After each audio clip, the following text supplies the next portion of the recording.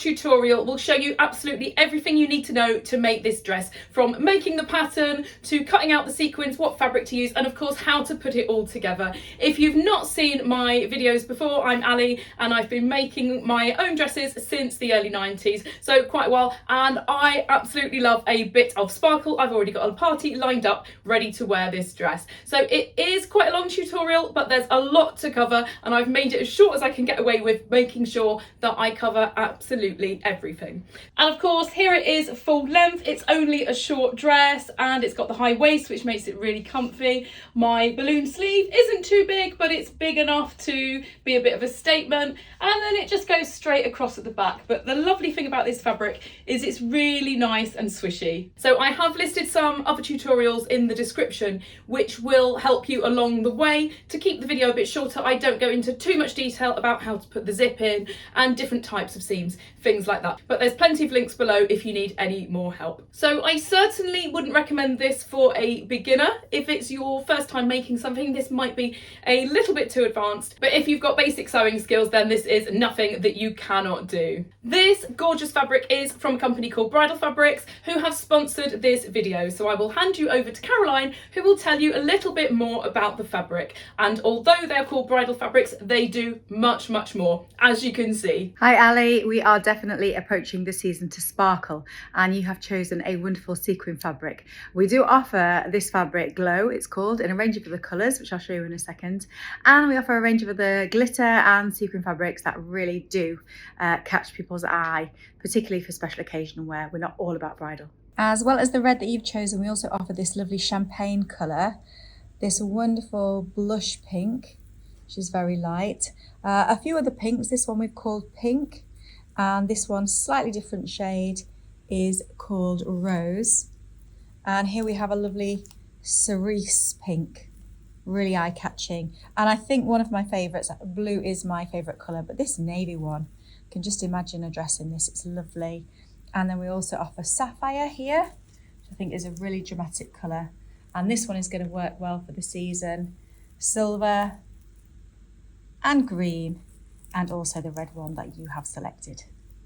We do offer the first 2 samples free, and we have a no minimum policy, and we do ship worldwide as well. So why don't you check out our website, bridalfabrics.com. Thanks Caroline, and I have put a link below in the description to the bridalfabrics.com website so you can take a look at all of their glittery, sparkly sequin fabrics. There are plenty to look at and they are absolutely gorgeous. So I made the pattern for this from a fitted bodice block. You're going to need the block to get started, but if you have a block that fits, you'll see the pattern for the bodice for this is really quick to make. It's not going to take you hardly any time at all if you have that fitted bodice block. I've put a link above and in the description to my bodice block tutorial if you need that. If you've already got your block, then you can get started straight away. When I come to do the sleeve, I'm going to show you how to do the complete sleeve. You don't need any kind of block for doing that, or for the skirt. They're both really simple to draft. Along with the block, you're going to need just a handful of measurements. My eyes are going to keep glancing down there because I've written a list because I don't want to forget anything.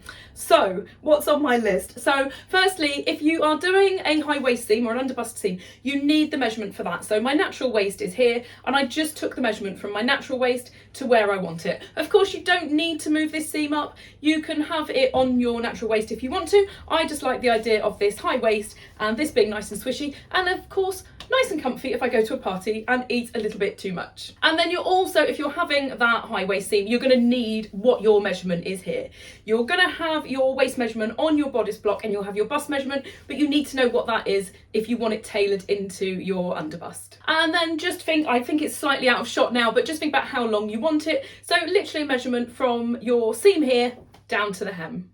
And you also want to know how full you want this. So if you've got something similar, you can just lay it flat on a table and measure across, or otherwise just get your tape measure and kind of work out roughly how full you want this. And you can always make a sample of the skirt to make sure it's the right fullness that you want. And then you need to decide on your sleeve length, but what I will say is you could easily shorten this once you put it on, it's sometimes hard to visualize. So if in doubt, go slightly longer. That's what I did, and you'll see when I fit the sample for my sleeve how I brought it up a little bit. And you also need to think about how full you want this. So I think I've got to remember now from making the pattern, I think mine ends up about 75 centimeters, and you'll see that I make it bigger, smaller, bigger, smaller. I keep deliberating over how full to do it. So I wanted this big enough to be a bit of a statement, but I didn't want it so big that it became a little bit silly. The fabric is already quite spectacular. I wanted to keep it reasonably subtle. So I think it's about 75 centimeters. And then just think about your cuff. But this, you'll see, I decide at the end what I want to do, because until I could see this on, until I could see how the sleeve fitted and how it draped and just generally how it looked, I couldn't decide whether I wanted a thick cuff or a narrow one. I originally wanted it thick, and actually I've just gone for as skinny as I could get away with to be able to gather my sleeve into. So these kind of all over sequin fabrics generally come on a tulle background. It's like a meshy kind of fabric, like a wedding veil kind of thing.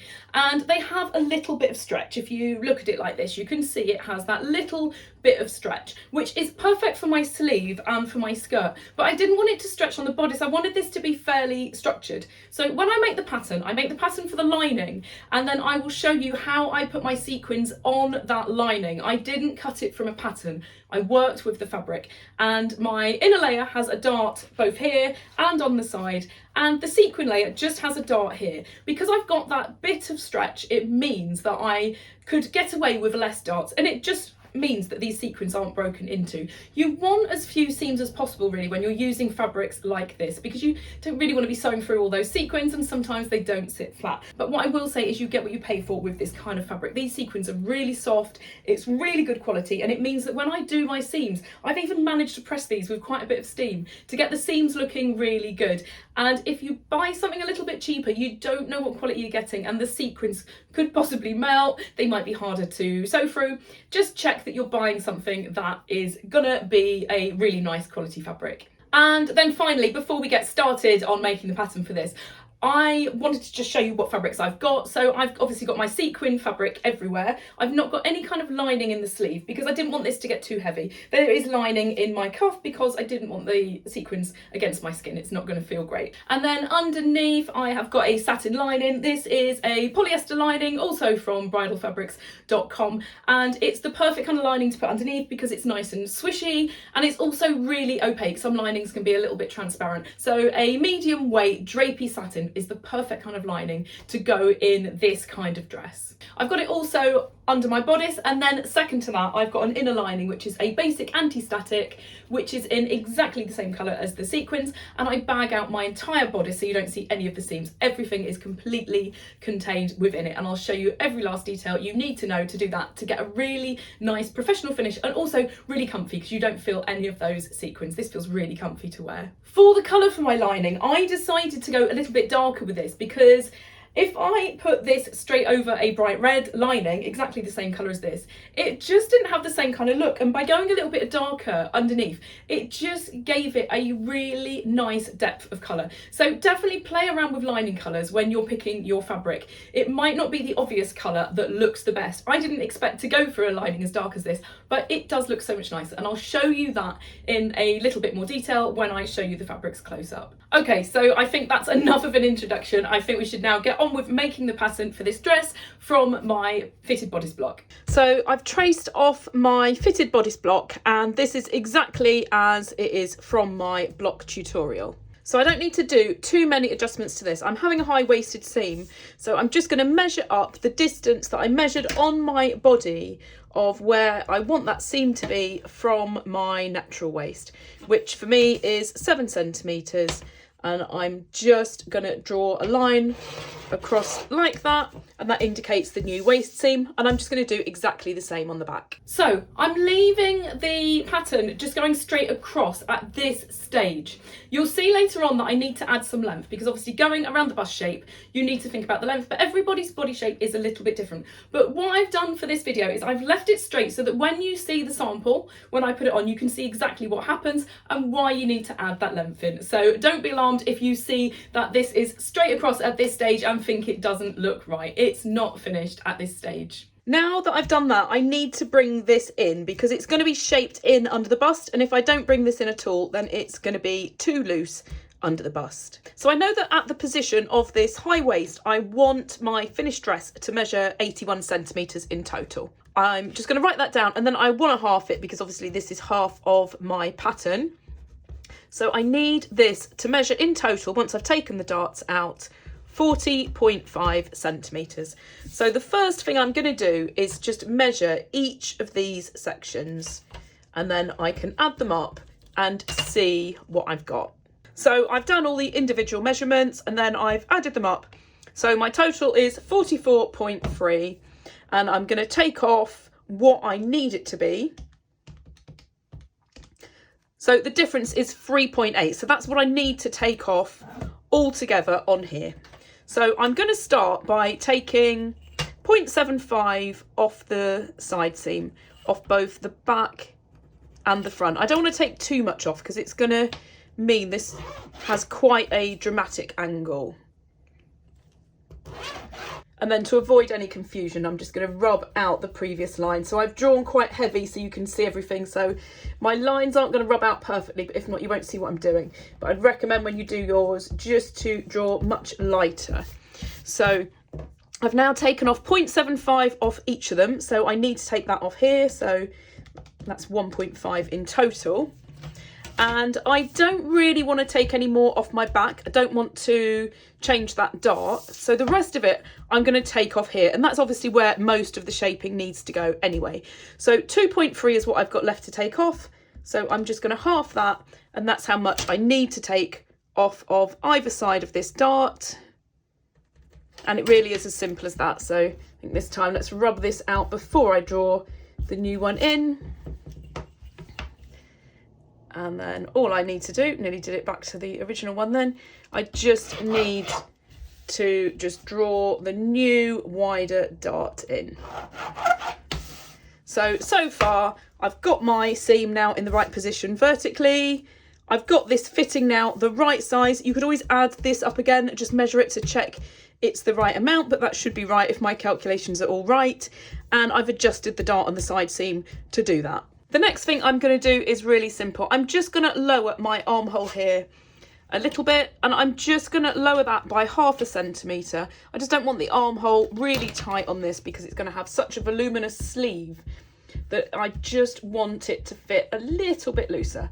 So all I'm doing is rubbing out the lower bit of the armhole so I can redraw that in. And that's the armhole done.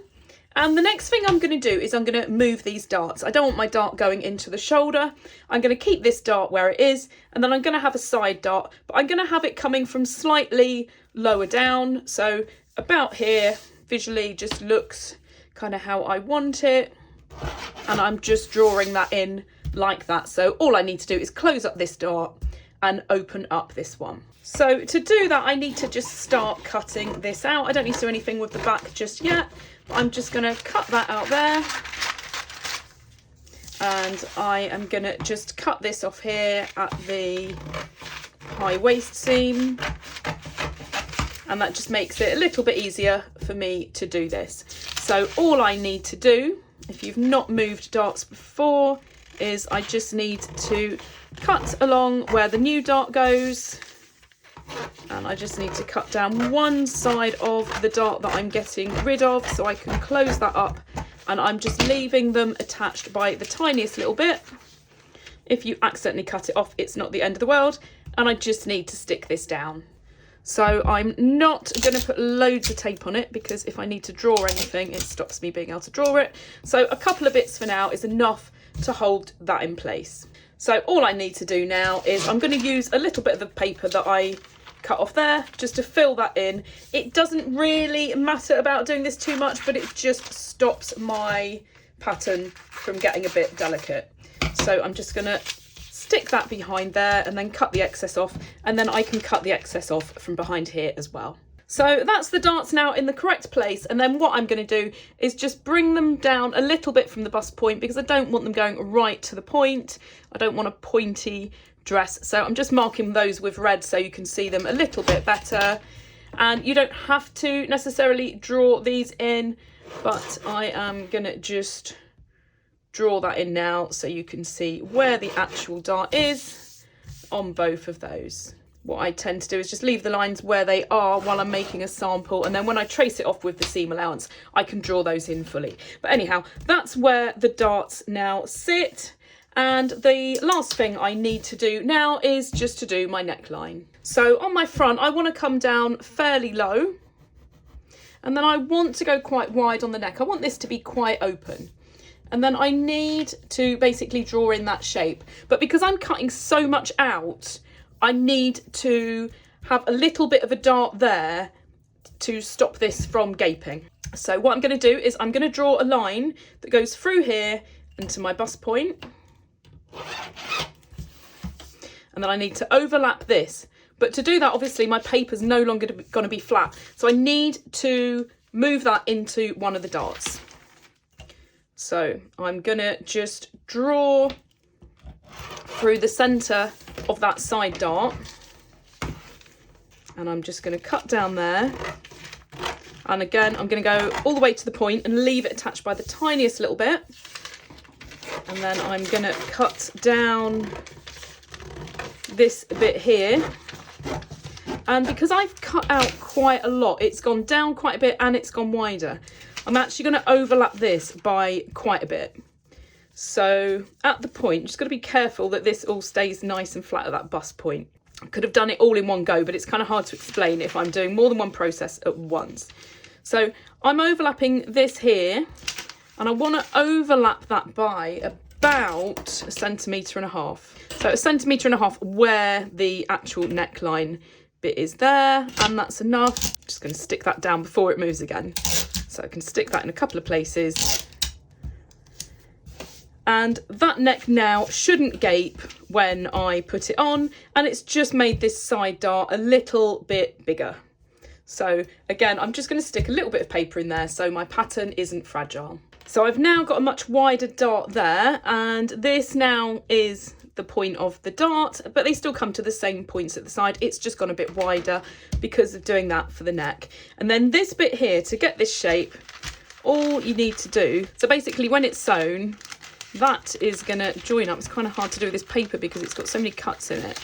They will join together there, and you want this to continue straight down. So all you need to do, continue this line straight down to the midpoint of this dart and then join it up like this. So now that I've done that, I can finish off my neck, and that's why I didn't draw it perfectly to start with, because I knew that as soon as I did this overlap, it would affect the shape of this. So I can now draw that in, and I will double check when I make a sample that I'm happy with the shape of that. So I can finish cutting all this out now. That's basically done. It's that quick. And all I need to do is just hold this up against my back piece and carry on my neck so I can see how it looks on the back. And all I need to do now is literally lay my piece on there, and I can just continue this neck shape. And I just want that to be fairly high at the back, because if not, this is going to forever slip off my shoulders, and I really, really don't want that happening. So I'm just going to bring that around like this, and I'll see how that neck shape looks when I put it on. It looks a little bit straight there, so I'm going to lower it a little bit just to make it a better shape, but I don't want to go too low with that. So I've obviously got a little bit of a dart here. I don't want this neck to be gapy, so I'm just going to do exactly the same as what I did on the front, and I'm just going to do a little bit of an overlap there because I'm taking out that dart. I need a little bit for that, and also just because I've cut the neck out quite a bit. So I'm just going to cut this all up in one go. I'm going to cut through that back dart there, and I'm going to go up here like this, and I just need now to open this up very slightly at the bottom, and you can see there's a little bit of an overlap up there, and we're only talking the tiniest little bit. Oops. Always manage to make things move when I'm trying to demonstrate them. And that's it. I'm just sticking that together, and then it just leaves this open a tiny little bit at the bottom. I'm not even going to put a bit of paper in there because it's only a small amount. I'm just going to stick it like that and then go to the other side, and I'm just going to put a bit of tape over where it's sticky so it doesn't stick to my fabric.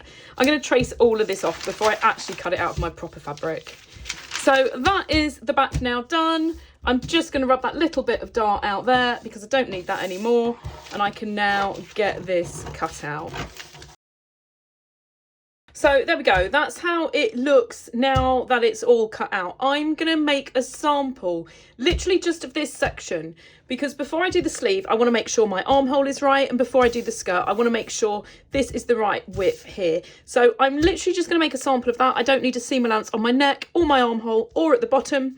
I just literally need to do the darts side seam, and I'm going to leave an opening at the front to pin it on nice and easily. And then once I know that's right, I can do my sleeve and my skirt, which aren't fitted at all. So if I make sure this is right first, then it saves time later if there's any adjustments. So before I sew it up, just to go over it again, I've put a seam allowance on the side of both of them and on the shoulder to join it up. No seam allowances here, so I can see exactly where it finishes. And then I've cut the back on the fold and the opening at the front where I put the seam allowance, just because it's easier to put on for a sample. I can't pin behind my back very neatly, and I can't get it very precise. So that's the only reason I've done it like that. I won't be doing it like that on the actual dress. So all I'm going to do is just sew up the 2 darts on the front, sew the dart on the back, and then just join my sides and my shoulders, and I'll try it on and see how it fits. The main thing I'm looking out for, really, the fit should be absolutely fine. It's always a bit of a trial and error with putting darts on necklines to stop the gaping. So the main thing I need to do is just make sure that isn't gaping or too tight. So I'm going to do some stay stitching around my armholes and around the neck opening on both pieces, just to make sure this doesn't stretch as I'm trying it on, because I'm not going to know if it fits perfectly if it's stretched. So this is my sample. It is really basic, and I've just done some stay stitching around the neck and the armholes, like I said, so it doesn't stretch. So one of the main things I want to check is that I like the neckline and that it's not gapy and it's not tight. Same with the armholes. And then I really need to check where this seam sits and if it's sitting flat. So I haven't done any adjustments. If I just grab the pattern again, when I drew this, I just worked out how far up from the waist I wanted this seam. But what I didn't do is add any length in it, because obviously if you're going around your bust and going in under the bust, you might need a little bit more length, and that comes down to your body shape. So depending on kind of cup size, the more you're going to need to come down. So this is something that I like to do when I fit it on if I'm making a sample like this, because then I can get it perfect. So the chances are it's going to have to come down a little bit at the front to line up with the side and the back. So I'm going to get this on now and have a look and see how it fits. So this is just the cut edge here where that waist seam is. So this is going to sit exactly where the skirt part is going to start. And obviously I just need to make sure it fits as well. But if it's from a block that fits, then this should fit perfectly. So this is my sample, and I know it's a bit strange putting it on over the dress, but I wanted to be able to point out what I'm changing about it compared to the dress. I just thought it would make a little bit more sense. So I've written everything down I need to cover, so my eyes are going to go down here as I'm looking, because I don't want to forget anything.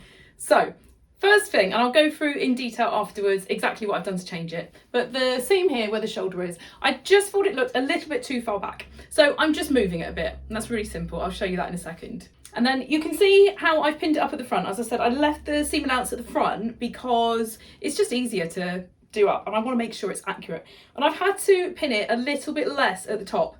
It was too tight. And the reason for this is when I did my overlap on my neck, I just pulled it a bit too tight. And if I pin it where it should have been, oops, you can see it's just really, really tight across here. So all I did was I just slackened it off a little bit, and the difference of how much I've slackened it off is what I'm going to add back in here. So basically the reverse process of where I did that little overlap on the neck. So that's that bit. And then what else have I got written down? My memory's terrible. And then on the back, you can see where I've pinned it here. I can't see myself, so I don't know if you can see that. So these pins here on the back, the neck was just gaping a little bit. So I just looked at it in the mirror, took it off, put the pins in, and then tried it back on again, and it was much better. So I'll show you how to just add that in. And then the main thing, and I did say at the beginning that I purposely kept this straight so you could see what was going on. So if I go to the side, you see this just pulls up. And the reason for this being, I measured from my waist up to where I want the seam. but it's shaping in with the body, so it needs a bit of length added onto it. So my seam, where this is cut here, is where the seam's going to be, and the seam on the dress, if I feel it, I can't really see it this close up without my glasses on, the seam is down here. So there's a centimetre difference basically. So what I do is I just extend it down, and I will show you exactly how to do that. So they're the kind of things you need to look at. You need to, I'm knocking the pins out now, you need to make sure you're happy with the neckline, obviously. Make sure the armholes are fine, but they should be, because your block should fit perfectly fine to start with. But the main changes we've done really are just opening up the neck. I've lowered the armhole a little bit, but it's a marginal amount. So just check the neck, check you're happy with the shape, check it's not gaping or pulling too tight. I've got a bit of both, one on the front, one on the back. And then this seam line here, you really need to get that perfect. And that's your chance to look in the mirror and just see if it's sitting flat all around.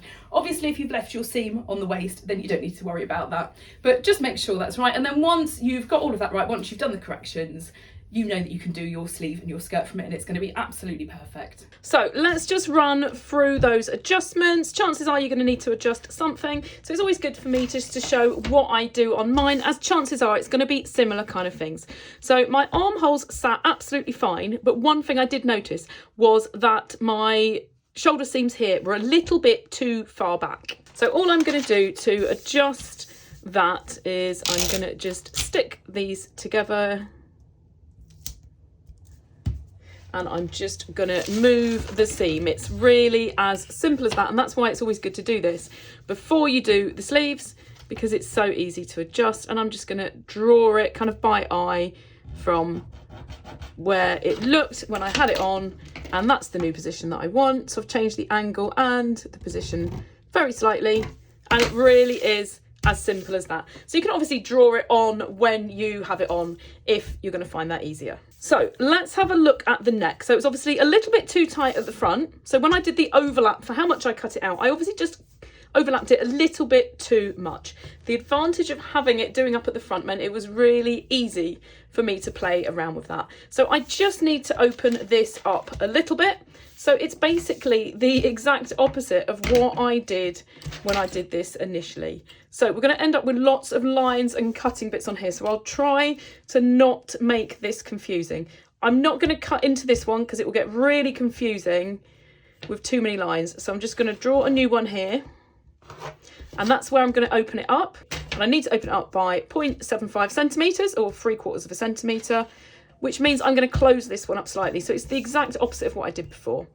So I'm just going to cut that one down the middle to do that. Now, apologies, there's so many lines, but this is kind of what it gets like when you are making a pattern and then adjusting it. And that's why once you've done this, it is a really good idea to trace everything off. So this bit here is where I need to open it up, and then that will just close accordingly. So what I'm going to do is just slide a little bit of paper underneath that, and then I can just open it up the right amount, which is 3/4 of a centimetre. I could stick one side down first, but it's a tiny little bit, so I'll do it all in one go.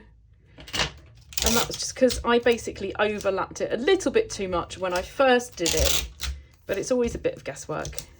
So that has amended the front neck like that, so that should now fit absolutely fine. And that just overlaps a little bit there.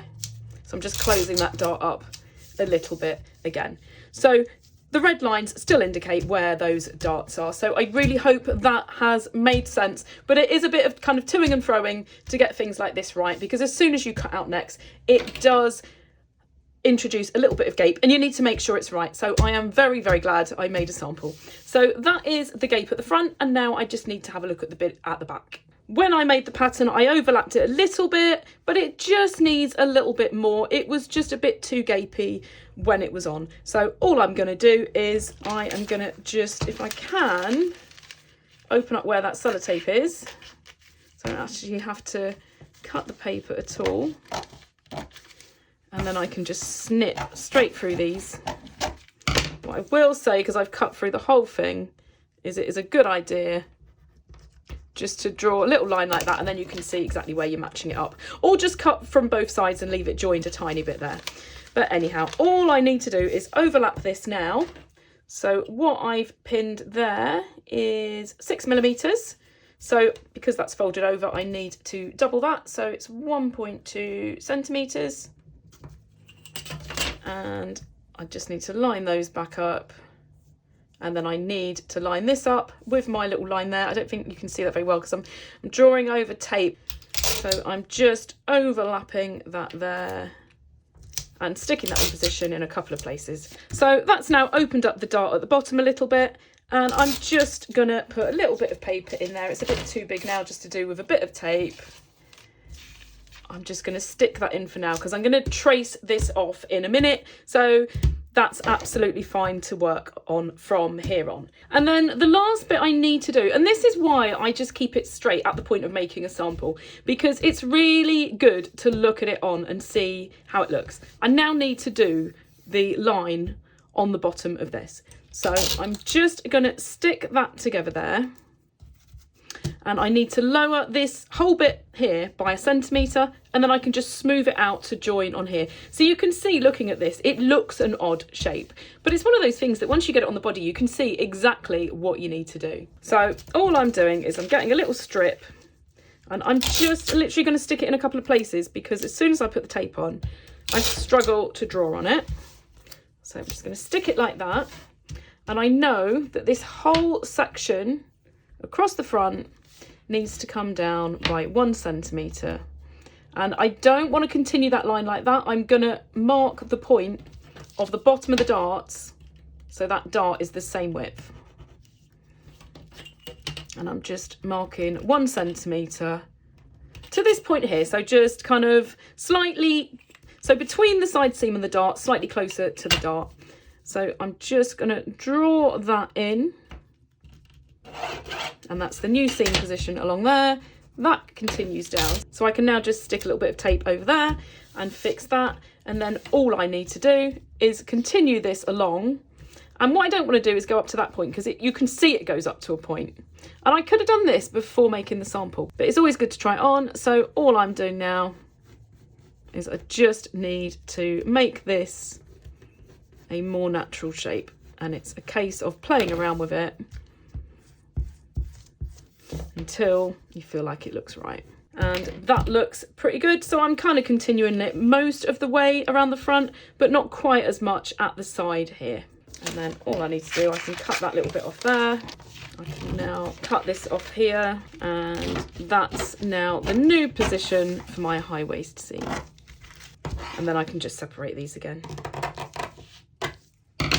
So there we go, that is the front and the back finished. It might look a bit confusing with all these lines, but when I trace these off to add the seam allowance, I will just go over again what's what. But that's basically the finished shape of how this needs to be. Now I know that the bodice fits perfectly, I can draft the sleeve and the skirt, which is going to involve a technique called slash and spread.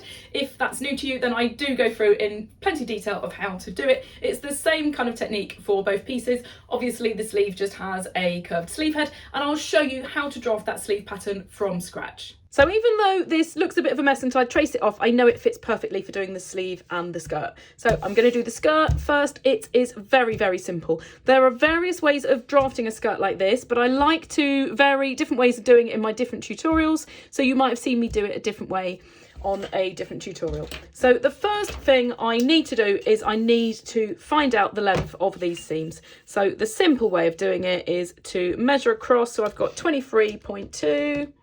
and then just take off the width of the dart. So on my back, it's 20.4. Just make sure you do measure to the right bits of the darts if you're doing this with an untraced off pattern. And then I'm just going to do exactly the same at the front. And I've got 20. So there's not much in it. It is just very slightly wider at the back. So what I'm going to do is I'm going to go with the smaller of the measurements. I'm going to make the pattern, and then I'm going to trace off the one for the larger of the two and just change that side seam very slightly. So I can put these aside for now. So I promise you this is really straightforward. So the measurement of 20, which was the smaller of my two measurements for that seam, is what I've measured across here. So it's basically this with the dart taken out. And then that's the finished length of my skirt from my underbust seam to the hem. And then if you've not done slash and spread before, basically I'm just going to cut this into strips and open it up. So you don't need to be especially particular about how even you do these, but I'm just going to do this into 4 pieces, or they're going to be incredibly skinny and hard to work with. And to get the positions of where I'm doing them, I'm literally just folding it in half and then folding that into quarters. And I can just draw down these, or obviously just use your dot and crosses. I've just noticed, I hadn't even thought about it, that actually it just works out perfectly for those. So I'm just going to draw those so I can cut down those nice and easily. And then I just need to open it up to how full I want it. So if you're not sure at this stage how full you want your skirt to be, just see if you've got something in your wardrobe that is this kind of shape that you can go by. So I'm just going to cut these now and leave them attached on one side. So just try not to do like me and accidentally cut one off. Just leave them attached by a little bit at the top. And then all you need to do is literally open them up. Let me zoom out so you can see a little bit better. And by doing this, it just means that you're creating a nice even amount of fullness if these all open up the same amount. And that gives you the curve for the waist and the curve for the hem at the same time. As I said, there's other ways of doing this, and I have shown it different ways in other tutorials, but I like to show a mixture. So I don't want this to be too full, but I want it to be nice and swishy. So I'm going to open it up this much. I'm going to stick the first one, and then I'm just going to make sure these are all the same. So all I need to do is obviously shouldn't have detached that one completely. I'm just going to put a little bit on there. And then by eye is probably not the best idea. So all I'm going to do is measure the width at the bottom, and then I'll make sure it's the same on the next one. And I'm actually going to just stick this to the table for now to get this right. I'm using a little bit of tape because I don't want to have a sticky table. So mine measures at the bottom 14.5 centimetres. So all I need to do is put my ruler there to the 14.5 mark, and then I can open that one up and then just make sure it sits properly up here. And then I can do exactly the same again. And again, I'm just going to stick that to the table for now. And then I'll just do exactly the same on the last one. And then once they're all in position, then I can think about tracing this off. What I don't want to do is be sticking lots of bits of paper together to fill in all these gaps. I'm better off just doing this, sticking it to the table. If you haven't got a table you can stick it to, you might have to just put some little strips to hold it together. And then all I need to do is put my paper over the top of it, and then I can trace it off. So I think you can clearly see through there what I'm doing. So all I'm going to do is trace it off exactly as it is. So this one that I'm doing first is for the front. So I'm going to line this edge up. I don't know if you can see right the edge there. I've moved it slightly to make you able to see it. So this edge is going to go at the side of the paper, because that's where it's going to be cut on the fold. And again, I'm just going to fix it to the table in a couple of places to stop it moving. It really helps if you've got a table that you don't mind sticking your tape to for things like this. So all I need to do is just trace that off. I'm going to add the seam allowance on in a second. Obviously that's a straight line going down to the bottom, so I'm just going to put a little mark there. And then I can just trace this off here. If I do each of these points, I can just fill in the spaces in between.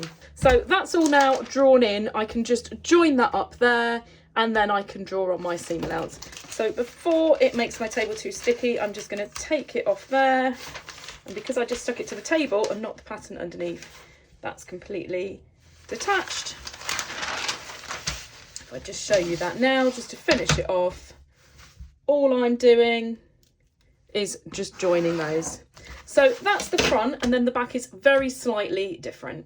I wish now I'd stuck that to the table slightly further over. It's right at the edge, but there is the point there. So all I'm going to do is I'm going to line it up with my dot and cross where you can see that through there, and that's going to be my centre back position. And actually I'm not doing what I said I did. I'm going to just take that to the table to make sure it doesn't slip.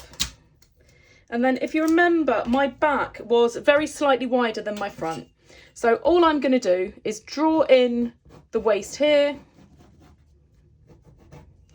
And then I'm going to add on 4 millimeters, which is the extra width I need on the back. So we're not talking much, but I'm making a separate pattern because actually when I'm cutting it out, I find it a bit easier if I've got a front and a back, so I can lay them on my fabric all in one go.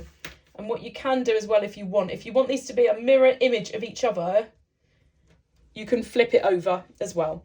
So I'm just joining it from the bottom point there up to this new mark at the front. So it's, as I said, only very slightly different to my front, but the other difference is it's going to have a seam allowance on my centre back. So I can just draw this shape in exactly the same way as I did on the other piece. And then the difference on the back here, if I just draw this in, and then I'll move my bit of paper to show you. I just take that off there. Rather than this being on the fold on the back, it just needs a seam allowance added. So I'm just going to put this aside, and then I will draw the pattern for the sleeve, and then I will add all of the seam allowances all in one go on all my pattern pieces. So I'm going to use the same method that I did the skirt to do the big voluminous balloon sleeve.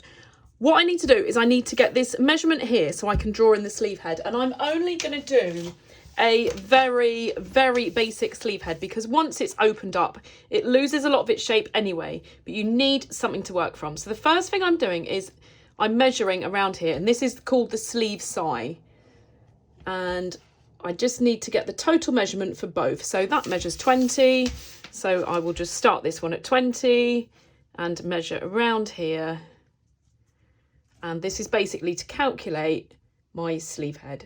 So 40.2 is what that measures. And I just need to take that measurement to calculate my sleeve head depth, and I divide it by 3, and then on that answer I add on 0.5. So 13.9. I'm going to just go with 14 centimetres because I think that's near enough. So oops, didn't mean to do that, so I'm just going to make a note of that here. So I can now start drafting up my sleeve pattern. Now, if you can see some faint lines that have been rubbed out, it's because I thought I was filming and I wasn't, so I've had to just rub them out and start again. Sometimes I think I'm recording and then it turns out I'm not recording at all. So I'm just drawing in the top line here. Just make sure your bit of paper is obviously long enough for your sleeve. So the measurement that I just had for the sleeve head is 14 centimetres, and that's what I want to draw over here. And then the other measurement I need is the total length. So that's the measurement from the armhole at the top around the outside to the cuff. And I'm doing this 56 centimetres. So I'm just measuring that in a couple of places from that top line. And then that's the bottom of the sleeve. So I don't need to worry about the width of the sleeve because when I open this up, it is going to get obviously much bigger. What I need to do though is draw in my sleeve head, because as I open it up, that's what's going to give me the correct curve at the top. So I'm going to draw this in, and it's only a very basic sleeve head because it's not going to be, let's just zoom in a little bit more to look at this bit. It's not going to be a really tailored sleeve, so I don't need to worry about this being overly detailed. The first thing I'm going to do is just draw the center point of my sleeve, and I'm just going to draw that all the way down to the hem. And now I need to take my arm side measurement, which was 40.2. I'm just going to extend this line a little bit over here, and I just need to half it. So 20.1, and I just need to measure from this top point here, 20.1 centimetres to where it meets this line. And I'll do exactly the same on the other side. So to do that, actually, all I need to do is measure this, so 14.6. And that gives me the point on that side as well. So now I can draw in my sleeve head. So I'll show you on one side, and I'm going to do exactly the same on the other. So I'm just going to join that line up, and then I just need to find the midpoint. So rather than actually dividing this by like millimeters, what I tend to do is find the nearest whole number and just kind of place it centered to that, and then half it, and then do the same again, because you're talking literally millimeters of difference. And then I'm just going to do exactly the same on this side. I'm just going to join it up, and it's obviously 20.1 centimeters. 20 is near enough, which is why I'm just centering that, and then doing exactly the same here. So I've divided up all of those points. This is the front and this is the back. What I'm going to do is I'm going to measure 1 centimetre here going this side of the line. Oops, smudge that a little bit. And 1 centimetre here going this side of it. And then I'm just going to draw in a curve. So it stays on the line there, goes down to that point and then joins back up with the line. And then the opposite on this side here. So that's the front curve. Don't worry about the fact this is quite narrow. This is going to open up substantially, so it'll be absolutely fine. And then on the back, at this point here, I'm going to raise it 1 centimetre, and this point here, 1.75. And I'm going to go from this point and I'm just going to draw in this curve like this. If it doesn't hit exactly those points, don't worry, you just need it to be a nice curve. And then here it just scoops out very slightly. It's just a couple of millimetres just to get this a good shape. So that is the sleeve head drawn in already. And then I'm just gonna take those parts there all the way down to the hem. So I'm going to measure across this out of curiosity. So it's 29.3 centimetres. That would be way too tight for me for a sleeve. I would be drawing mine more like 34, which is here if I was making an actual sleeve, and that's where some ease would be involved in the sleeve head here. But obviously I'm going to open this up a lot, so it's already going to add a lot of fullness. So I don't need to worry about that, because I don't want to have, on this style sleeve, I don't want loads of easing on my sleeve head, and because I don't need it, this is a better way to do it. So I've just turned it around so you can see it a little bit better. So I'm just going to cut all of this out now. I'm not worrying about seam allowance at the moment, but I'm just going to cut it out and then I'm going to open it up. So there we go, there is the sleeve cut out, and if I just fold this over, you can see that the front sleeve head's just a slightly different shape. It just lowers a little bit, and that's because obviously you move your arms forward rather than backwards most of the time. So that's why we do that. So I'm just going to do exactly the same as I did with the skirt. So I'm going to divide both sections into 4 pieces. So I'll do like I did before and just find the midpoint and then just do that again. It doesn't have to be 100%. This is just a pretty rough kind of dividing it up thing, just so I can do my slashing and my spreading. So now that I've done that, I just need to draw all the lines going in this direction up to the top, and then just like the skirt, I'm going to cut these up to the sleeve head, and I am going to be really careful this time to not accidentally cut any of these off like I did on the skirt. So I'll finish drawing these lines and then cutting these strips, and then we'll have a look at opening this up.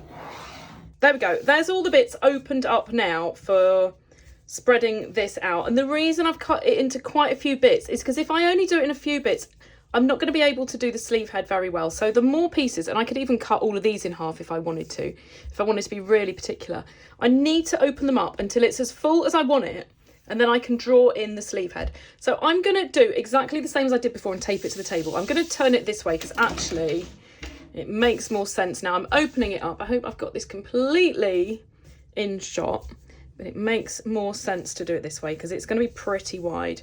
So I don't want it to be too big. I don't want it to be silly, but if it's too subtle, it's not going to have the dramatic effect that I want on it. So at the moment, I'm going to keep it the same length throughout the whole thing, but chances are your fabric is going to stretch more on that inside seam, and it's going to end up kind of drooping down on the inside. So I'm just going to play around with this for a minute and work out exactly how full I want it to be. And then I'm just going to put a few little bits of tape to hold it to the table so I can just trace off the whole thing. So I've kind of played around with the tape measure, measuring it around my arm to work out what to do. Last time I did a balloon sleeve, I was just a bit disappointed it wasn't quite big enough, but I don't want it to be ridiculous. So I've worked out, I want it to be around 70 centimetres around the bottom. So I'm just going to kind of play around with the tape measure to get this about right. And I'm going to have slightly less opened up in the inside seam here to what I have on the outside. Just want to distribute it fairly evenly though, other than that. So I might have to go a little bit bigger than 70 because this is starting to look a little bit too subtle for my liking. It's always hard to work these out. So that's actually 85. So let's see, all I'm doing is I'm looping up my tape measure and I'm putting it around my arm to see how big it is. Right, so that's about 75. Let's go with that. So what I'm going to do to stop this moving at the bottom too much is I'm just going to put that on there kind of hold it in place. And then what I need to do is I need to make sure my sleeve head is sitting nicely. And I'm just going to, one at a time, stick these bits down. And I don't want too much on the table because I don't want to make it sticky. But I think without sticking them down, there is no hope of me tracing this off. So I want these all to be fairly even, other than this one where I'm going to have it slightly smaller because I just don't want to add loads of fullness in on the inside seam. So this one's a little bit smaller than these, and then this one is a bit smaller again. And I just need to make sure that stays a good shape at the top. What I don't want is to stick it down and then this is all gone a bit funny at the top. So this one again needs to be the same as this. And then slightly smaller. And then smaller again. So now that I've done that, I can just check that head seam's right. And I can get a much more accurate measurement of the bottom. Let's see what that ended up. 78 centimetres. So it's going to be quite big, but I don't want to be disappointed with this being too small. I'm such a deliberator. I've actually decided it is too sensible. Let's just open it up a little bit. This is the good thing. Once you've got it stuck down, you can actually just play around with it a little bit. So it now measures 90 around the bottom. You can see I've accidentally ripped a couple of bits, but it doesn't matter. I'm now going to trace it off. So we'll soon see if 90 centimetres is a little bit silly and my dress looks a little bit mad, but I want it to be a statement dress. So let's just go with it. So I'm going to put the paper over it, but before I do that, I just want to show you, I'm just literally going to trace around this shape here. And where it's gone a slightly funny shape, where I've opened it up, I'm just going to smooth it off a little bit. And then I can just trace around the rest. Once I've got it on, I do imagine I'm probably going to have to bring it up a little bit at that side, but I'd rather fit it on than guess at this stage. So all I'm going to do is just put my paper over all of this and trace it off. So what I want to do, this is the centre of the sleeve here, is I want to line this up with my dot and crosses just so that the centre line of the sleeve runs down the centre of the dot and crosses. You don't have to do this, you might not even have dot and cross paper, but it makes sense for me to do it. And then I'm just literally putting a little bit of tape, top and bottom, just to hold that to the table. So all I need to do, as I said, I hope you can see that through fairly well. I need to just trace this off and I just need to make sure it's a nice smooth curve. When I come to put this into my armhole, I can always tweak this a little bit anyway. But I know now this has only got the tiniest amount of ease. I don't have to worry about it being too tight across here because you can see it's opened up a lot. And obviously around the top of my arm, it's opened up loads. So I don't need to worry about that. But what I might do is just do an extra big seam allowance on the sleeve head, just in case. So I've just noticed that I've not stuck it down very well because I've got that sticking out the bottom. So what I'm going to do is just rub that out and move my paper over. So I will not bore you with having to watch me do that whole process again. So I will show you once I've traced this whole thing off.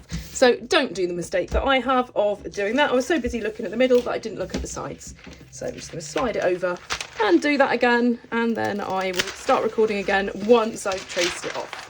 So there we go, it's all traced off. You can see I didn't put that square to the table at all, but it really doesn't matter. So this sleeve head, I've just noticed I've not traced it very well. Let's just trace that a little bit better there. You can see why now you have to go through the stage of drawing the sleeve head in with a straight sleeve and then open it up, because you wouldn't be able to guess what this shape is at the top. And various different sleeve styles, you can actually end up with some really peculiar shapes. Like you can imagine if this was really opened up, you could open this up to be much bigger. You'd have a very strange shape. And that's why you have to just go through the slightly long-winded process of doing it like this. So I've just traced it off exactly as it is here. As I said, I'm probably going to bring this up when I fit it on, but I'd rather do that on the body. So I've put this little mark at the centre, so that has to line up with my shoulder. The front and the back were only different by about 1 millimetre, so it's going to be pretty much on the shoulder, but there's barely any ease in that anyway, so it will go on nice and easily. And this is my front and this is my back. Make sure you mark that, because although it doesn't look that different, it is different. And once you've cut it out, you might forget what's what. So I'm going to add a seam allowance to this before I cut it out, exactly the same as what I'm going to do on all of my pieces. So while this is stuck to the table and it's nice and easy, I'm just going to add 1.5 centimetres all the way around. I'm going to make a little cuff for this later, but because I want to fit this on, I'm not going to decide on what my cuff's going to look like until I put it on, because I don't know till I see it if I want a skinny cuff or a wide cuff or what I'm going to go with. So I'm just going to leave that for now and decide later on. So I'll get this with the seam allowance and then cut out, and then I will add a seam allowance to all of my other pieces. Everything is exactly the same. It's going to have a tiny hem, and it's only going to have a small hem. All the seams are the same, so I'm just literally adding 1.5 centimetres to everything to make it nice and easy. So I will show you the pattern again once I've added on my seam allowances.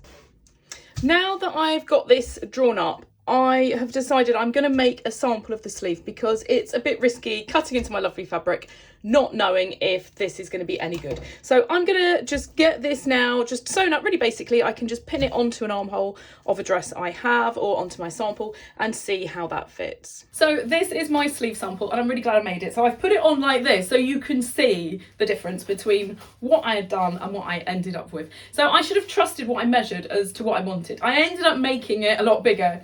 So I need to take some out of this. So the best thing is just to grab a bunch out to see how much you want to take out of it. And I've already played around with this in the mirror, and 14 centimetres is what I want to take out of the total circumference of this, the total fullness. So yeah, just trust what you measure. I decided it was too boring. Now I put it on, it's a bit too silly. It's just getting that fine line between being enough of a balloon to not just look like a boring sleeve, and not getting so big that it's silly. As much as I love this, it's not practical, and I'm probably not going to wear it if it's that big. So I'm just bringing it in a little bit. So if I stand on tiptoes, you can see this one is longer than this. I'm going like this because I've got a feeling my hand's going to be out of shot if not. So I just take 3 centimetres off the bottom, just bring it up a little bit. And it's amazing the difference it makes just bringing it up and obviously bringing it in as well. So the other thing is it dips down on the inside. And I did say that that was probably going to happen. But because you're adding so much fullness and stuff, it's kind of hard to know exactly where you want that to be. And I just think it's one of those things, if you put the sample on, which I'd always recommend so you're happy with the poofiness, you can just check the difference when you do it. So I don't know if I'm standing right to do it now, but in the mirror I looked at it and basically it dipped down by about 2 centimetres on this side. So that's what I bring it up, and I'll show you how to do that in a second. And then you can see with this one, it obviously sits much better. So that's the only adjustments. I need to just bring it in, bring the whole sleeve a little bit shorter, and then bring it up a little bit on the inside seam. So I will show you now how I do all of those things, and then don't worry about the cuff for now. We're just concentrating on the sleeve. So I'll show you now how to do those adjustments. Let's just run through the adjustments one at a time. So I've measured how much of the fullness I want to take out, and it's 14 centimetres. So I did kind of end up making it bigger than what I'd said my measurement was going to be, because I thought it looked a bit too subtle, but it was a little bit big. So I'm going to take 14 centimetres out. So I don't need to trace this off again. I'm just going to do the adjustments to this pattern, and then I can just adjust the seam allowance if I need to. So this is the line going down the centre, and then I'm just going to really roughly do another line down the centre of there, and then the midpoints of both of these, and then I'll just do exactly the same on the other side. So now that I've got all of those lines, I just need to cut up each of these until I get to the top, and I'm just going to leave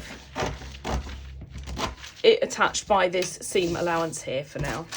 So I'll just get all of these cut.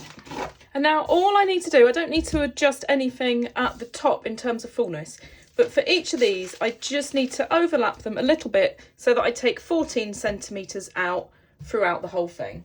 So I've got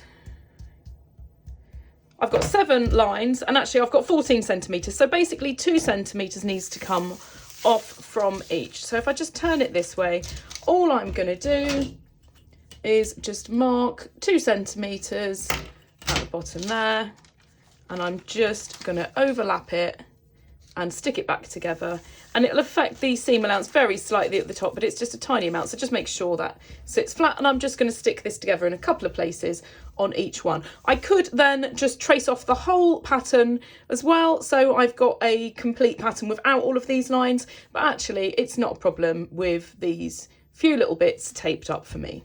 So I'll get that done now on all of these. And then, as well as the fit, I'm obviously going to be making it shorter to allow room for a reasonable size cuff.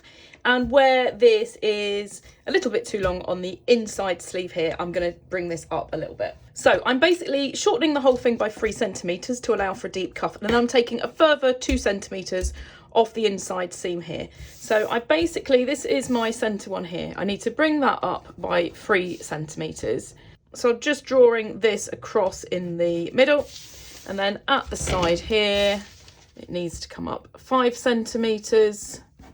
So I need to just kind of join this up. So around this point here, it's going to be 4. So I'm just going to make that a nice smooth curve. And then I need to just do exactly the same around this side. I'll still need to fit it on to a point, but it's pointless cutting this too big. And the thing is, if you decide it's too full once you've cut it out, if you just bring it in from that seam there, your sleeve head isn't going to be right. So that's what I now need to adjust. So before I finish sticking these properly, I'm just going to draw on my seam allowance along the bottom. And I'll do that all the way along, and then I can make sure these are all stuck down properly, and then I can just trim the bottom off so that this is the correct length.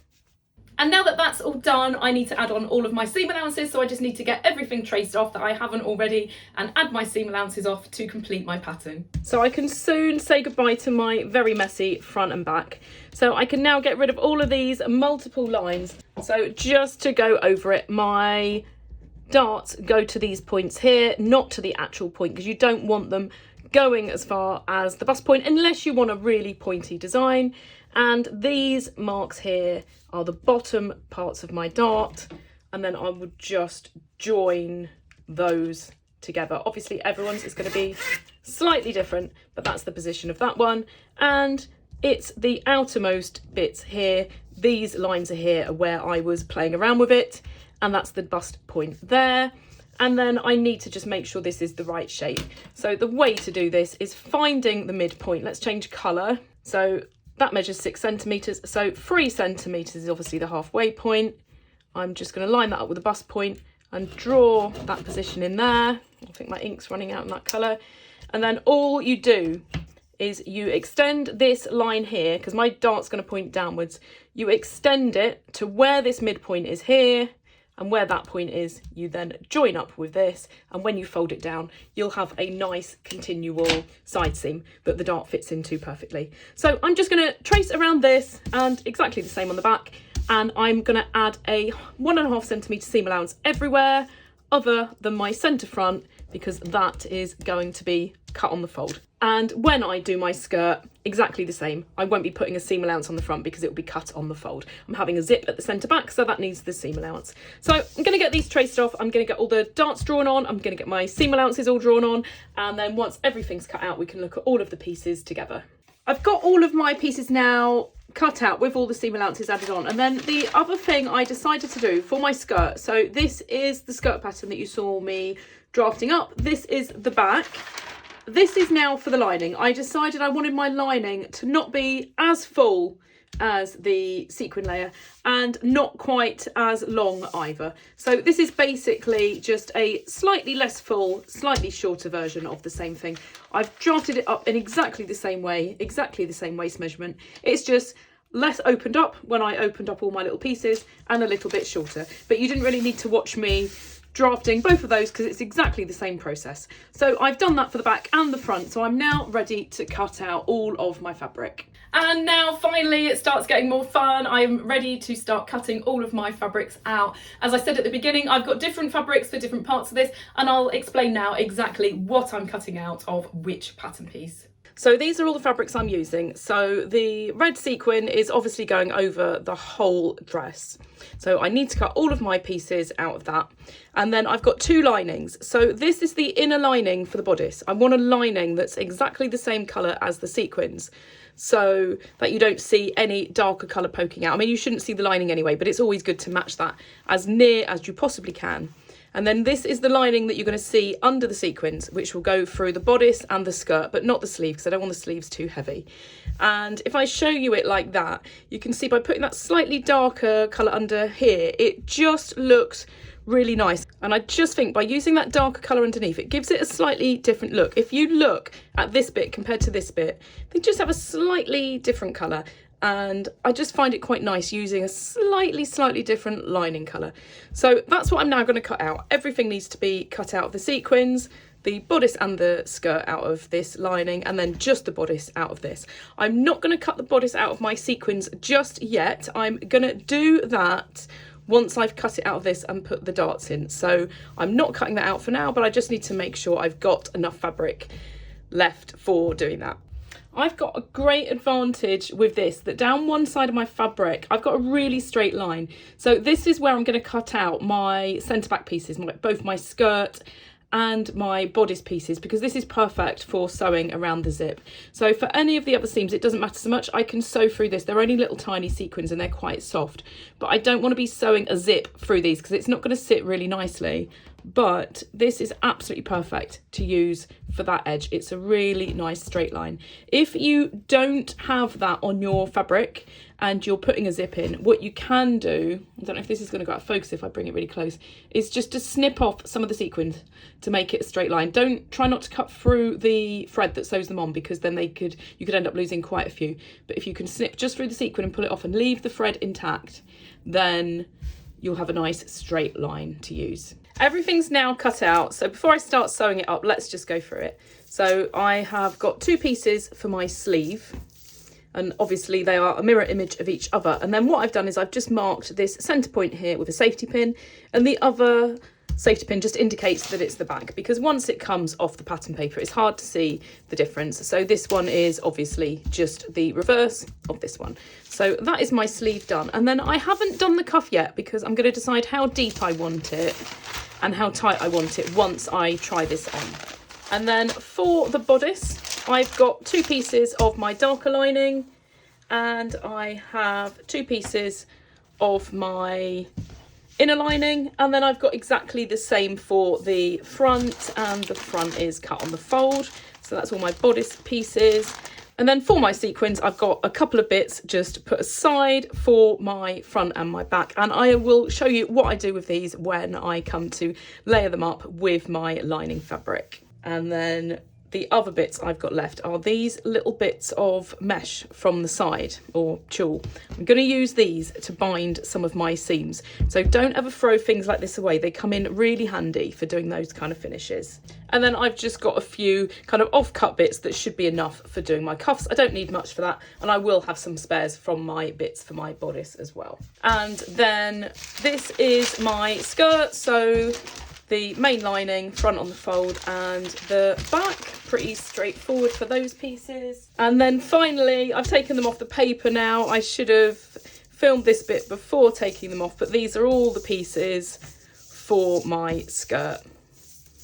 So now that I've got everything cut out, I'm just going to go through a step at a time how to put all of this together. So now that everything is cut out, I'm ready to start sewing it up. So just to go through it briefly, I'm going to do my darts, and then I am going to layer up my sequins on my bodice, and then I'll do the shoulder and the side seams. That will be my bodice complete. Then I'm going to assemble the skirt, both layers, then I will assemble the sleeve, and then I can start putting it all together. And then finally I'll show you how to bag out the whole of the bodice and how to do the cuff. So all you need other than your fabrics is obviously some sewing thread. I use the same colour throughout rather than keep changing it for my various shades, and an invisible zipper. I have just gone for a bright red invisible zipper, exactly the same colour as this, and you can't see it at the back at all. I'll show you how to get the perfect finish on that zip. The first thing I'm going to do is get all my darts sewn up. So I've got both layers of the lining, and I've got each of these just marked at the side with little snips, and then the points marked with pins. So I just literally need to fold these and sew them all up. So if you need any help sewing darts, I have got a separate tutorial. I'll put a link in the comments in case you need that, but these all just need sewing up, and then I'm just going to press my side darts down to the bottom, and the other darts will all go towards the side seams. So I'll get all of these sewn up, and I've got 2 different colours here. I'm not going to keep changing my thread colour. I'm using a red that matches the sequin colour because that is the main fabric I'm using, and I'm just going to sew everything in that colour. All those darts are now sewn up. I've put the inner lining aside for now. I don't need to do anything with that. And then what I've also done is I've just overlocked all these edges just because my fabric is fraying quite a bit. You don't have to do that, but if you've got an overlocker, it's worth doing at this stage. So the next thing I need to do is put my sequin fabric on these pieces. The back's going to be a lot easier than the front because I've only got this little dart, but obviously going over the bust, it's going to be a little bit different. So let's get the back done first, which is by far the easiest bit.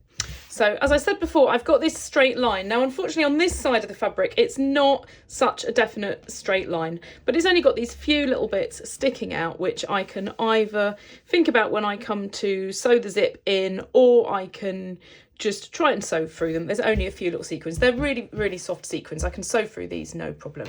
So what I need to do is just get my sequins to cover my pieces. And the reason I didn't cut this out of the pattern is because I don't necessarily want to put a dart in it, because I've got a little bit of give in my sequin fabric. If you've got no stretch in yours, then I would just suggest putting the darts in it. But because I've got a little bit of stretch in this, it's not massively stretchy, but it's got enough for doing this. I can just cover this up. So if I flip it over, basically all I need to do is I need to line this point here up with 1.5 centimetres from there, which is where my zip's going to be. So that position there. And then I just need to pin it around. It's easier to show you from this side. And it's going to stretch around that dart, no problem. So I'll just play around with this and get both pieces pinned on and cut around the edges and show you how it looks. So that's the first side now pinned on, and as I said, because that dart's only small, it's just stretched over that, no problem at all. So I've pinned it around the edge. I've left the bit here without the sequins for the centre back where the zip goes. That's how it looks from the other side. So you can see there it's gone a little bit like that because it pulls, but obviously once it's on the body and that fits, the sequins will just pull accordingly. So all I'm going to do now is just tack this on with a basting stitch, and then I can trim off all the excess, and I'll do exactly the same on the other side. And now I have to do exactly the same on the front. So I obviously don't need to worry about having any bits where I don't have sequins at the sides because these are all just regular seams. But I've obviously got more bust shaping to go over. These darts are going to make a big difference compared to the back. So I might need to put a dart in this. I'm not sure. I haven't even looked at it yet. So all I'm going to do is line it up at the bottom, and I'm going to get a few pins in at the bottom and then a few in at the top. I need to make sure I position this so that it goes over my straps as well, and then I can play around with it. So it's going to have a little bit of give to go over the bust, but it's whether it has enough give to not put a dart in here. So I will have a little play around with this and then show you what I have come up with. I started doing it from the other side, but it's really hard to see what's going on. So I'm actually going to work from this side, and I'm just going to pin through the whole thing.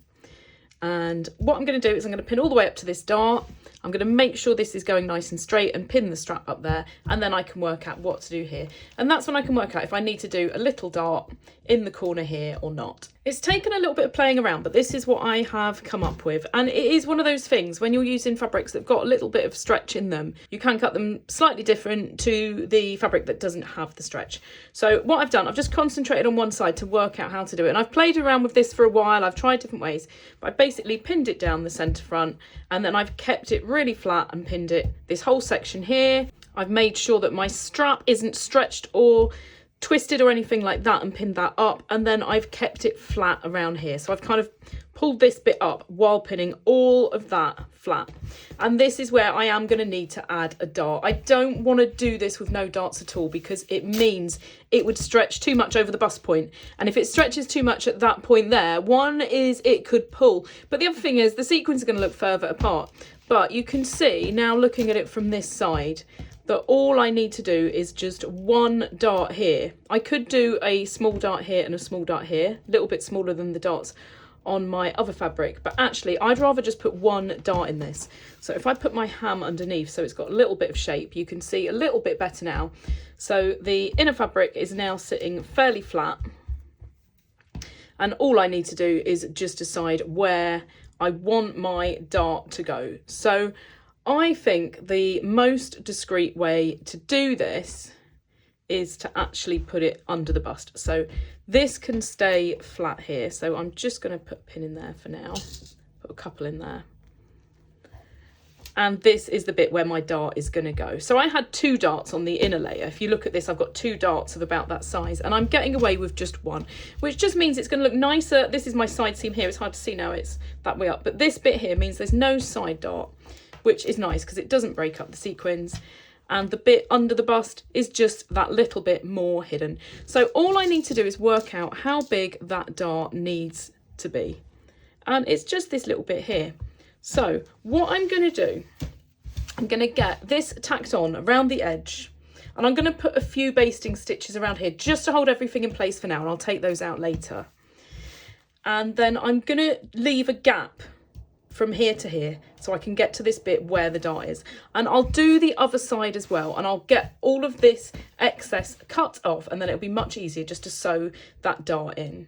I've now taken all those pins out and tacked this. So I've done the tacks fairly small at the sides, and then I've just done some big messy ones in the middle, which is just to hold all this in place while I do it. So I now need to just put these darts in, and it's a lot easier than you would think. It's much easier doing this than making a separate paper pattern and trying to work it out. Sometimes you just got to work with the fabric rather than planning it all ahead. So all I'm doing is I've got my fabric flat here, and I'm just following the line of that dart, and I'm just going to put a pin there. If you think it's going to fall out, just use a safety pin.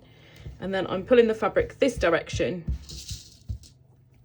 and I'm doing the same on this side.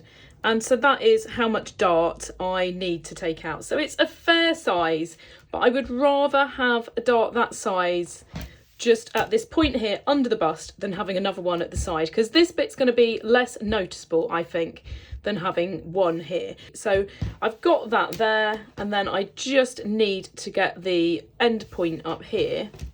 So all I'm going to do to get that is I want it to line up with this, but I'm going to come down a little bit from where that is.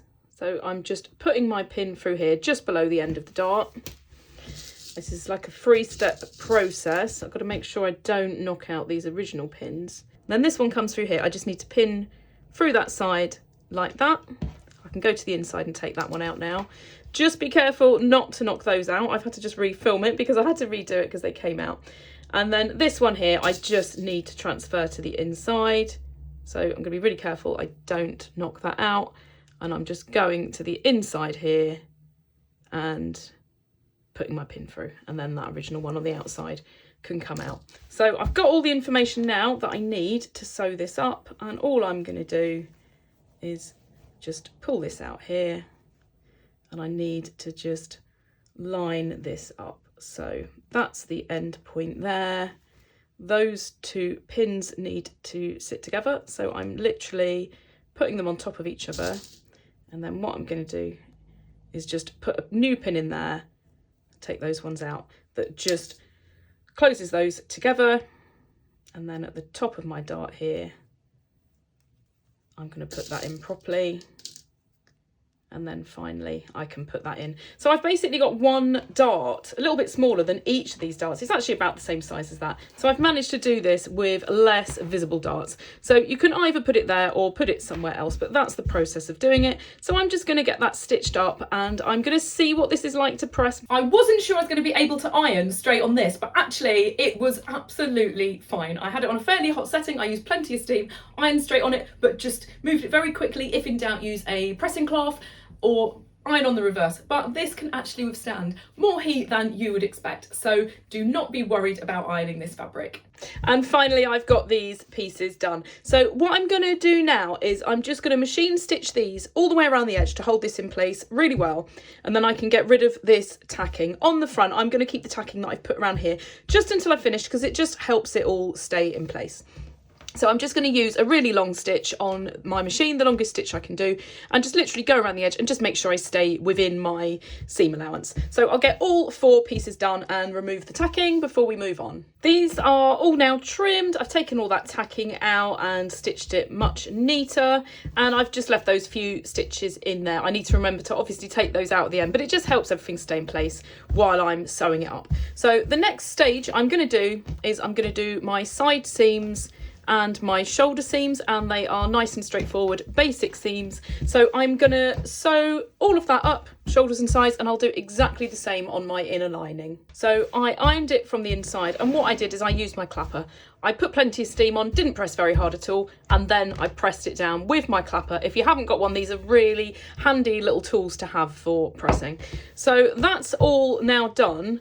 Both of my layers, I'm now treating this all as one layer, and then this is my lining. So we're getting caught up on the sequins now. So I'm going to put this aside now, and I am going to assemble both layers of my skirt. In comparison to what we've done so far, this is now going to be a breeze. So all I'm going to do with my lining is, let's turn it over so we can see the actual fabric. So this is my front cut on the fold and my back pieces. All I'm going to do is sew up my side seams. I'm going to overlock all of this first as this frays. So all I'm going to do for all of the pieces is just overlock all the way around as it frays quite a bit. I'm going to sew up my side seams, so literally join the back and the front and press them open just like I have the bodice. And I'm going to leave my back seam open for now because I'll be putting an invisible zip in, so I do that after. So that is the lining fabric. And then my sequins are exactly the same. So on the back, I've obviously got my little bit here that works perfectly around the zip. That's going to be a nice, easy seam to do when I do it, but I'm not doing that until I've put the zip in. So for now, these are all in little piles now. It's hard to see what's what. So looking at my front, obviously no overlocking or anything to do. I'm just going to get my side seams sewn up. So for these, all I'm going to do is just match them up and stitch them, and then I'm going to press them open. My iron didn't seem to damage this fabric at all, so I'll press those open, and because it's going to have the lining between this and my skin, I don't need to worry about any kind of binding or anything on these seams. I will need to do that, however, when I come to do the sleeve in a minute. But for this, if you've got a lining, you really don't need to do anything. I like my seams to be as invisible as possible, and by just pressing these open, they're going to be pretty invisible. So I'm going to get the side seams done on both layers of my skirt. So I've got both of those layers sewn up. So that's obviously my lining, and then this is obviously my sequin layer. I'm getting very excited now because I'm starting to see it come together, and it is so glittery, and I've already got a Christmas party lined up to wear this to. So this now just needs to be joined around the top. So all I'm going to do is line up the centre back, line up those seams, and just literally stitch it together around the top, and then I can put this aside and work on the sleeve. I think that was probably the easiest bit of sewing on this, just to join those together, but it was very exciting because I finally got to hold it up in the mirror and see how it looks swishing around, and it is fab. So I'm going to put this aside now with the bodice piece, and I'm going to start putting my sleeves together. And now for the sleeves. So my safety pins, if you remember, that marks where the shoulder line is, and this marks that it's the back. So I'm going to leave those in, and all I need to do is just sew up this inside seam for now. But what I don't want to do is be pressing this open, because I'm going to feel that next to my skin and it's going to really irritate me. So I'm going to bind this seam. So the first stage of this is just to do a regular seam. So I'm going to get both of my sleeve seams sewn up, and then I'll show you what to do to get this bound. That's both of those sewn up, so let's just put one aside and concentrate on this one, and then I'm going to zoom in to show you exactly what I'm doing. So I'm going to use my old scissors. I don't want to ruin my nice new scissors on this to cut through all these little plastic sequins. So I don't know how well you can see my seam, but basically what I'm going to do is I'm going to trim half of my seam allowance off. I don't want to go too short with this, but I don't want to leave as much on as I've got. So I'm just going to get, I think that's probably a bit noisy, so I'm just going to get both of the sleeves trimmed like this. Now that that's done, I'm going to use some of this fabric from the side to basically bind over that edge, and it just means if I put my arm in here, that bit's going to be against my skin. I don't want to feel all of that. You can pull off as many sequins if you can. I mean, you can take your time and cut them all off if you want, but I just don't have that much patience. And so all I'm going to do is just put a binding of this tulle around it, and it'll feel no different to the rest of this. It's not a tight sleeve anyway. If you've got a really tight sleeve, then maybe it is worth cutting off all of these little sequins, but I think I would be here all day with this. So I'm just going to cut a bit of this ready, and all I want to do is just basically bind it. So let's trim down one side, and you can cut a thin strip and then sew it all in one go if you want, but I find it easier to do it like this.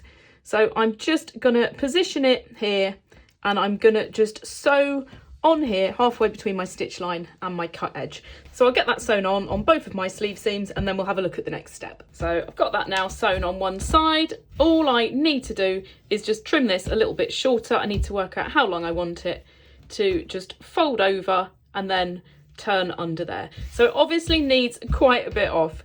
So I need to measure how much it needs to fold over by and then go under again. So it's basically what my seam allowance is, which is going to be just under a centimetre. So it's 8mm. So that is what I need to leave on here. You can cut it in advance if you want, but I just find it easier to cut once it's been sewn on here. I need to allow a little bit extra also just for doing that fold. So let's just try and cut a centimetre and see how that is. And it's going to be a little bit fiddly to sew, but it is well worth the effort. So all I'm going to do is fold it over and fold it over again, and that's going to be nicely bound. That is not the only way to do it, but I think it's certainly the easiest way. So I'm just cutting this with 1 centimetre all the way down. I'll do that on the other sleeve, and then I will just quickly fold a little bit and pin it to show you how I'm going to stitch it. So I'm just literally folding it over once and then folding all of that over again. And that really is it. It's just double folded. You can leave a little bit more if you want to, and I always find it a little bit easier just to pin this before I start sewing, because then the actual sewing part is really easy. So I just need to sew through all those layers, and that's going to mean that that seam, once it's finished next to my skin, is not going to be really irritating. So I'm just going to get both of these sleeve seams now finished. I just need to finish pinning this one and get the other one done, and that's the sleeves kind of assembled. I'm going to do my cuffs later on when I have put the sleeve into the top so I can see how it's hanging. I would generally advise to do that because you never know when you've got a big poofy sleeve like this and it's a drapey fabric, you don't know how it's all going to sit. And that's how lovely and neat it looks once it's sewn up. So I just need to now press this to one side, and I always press my sleeve seams towards the back. So I'm going to get that pressed, and then I have all of the elements of my dress ready to start putting them together. I know it's an extra process, but doing this bound seam on the inside sleeve makes so much difference.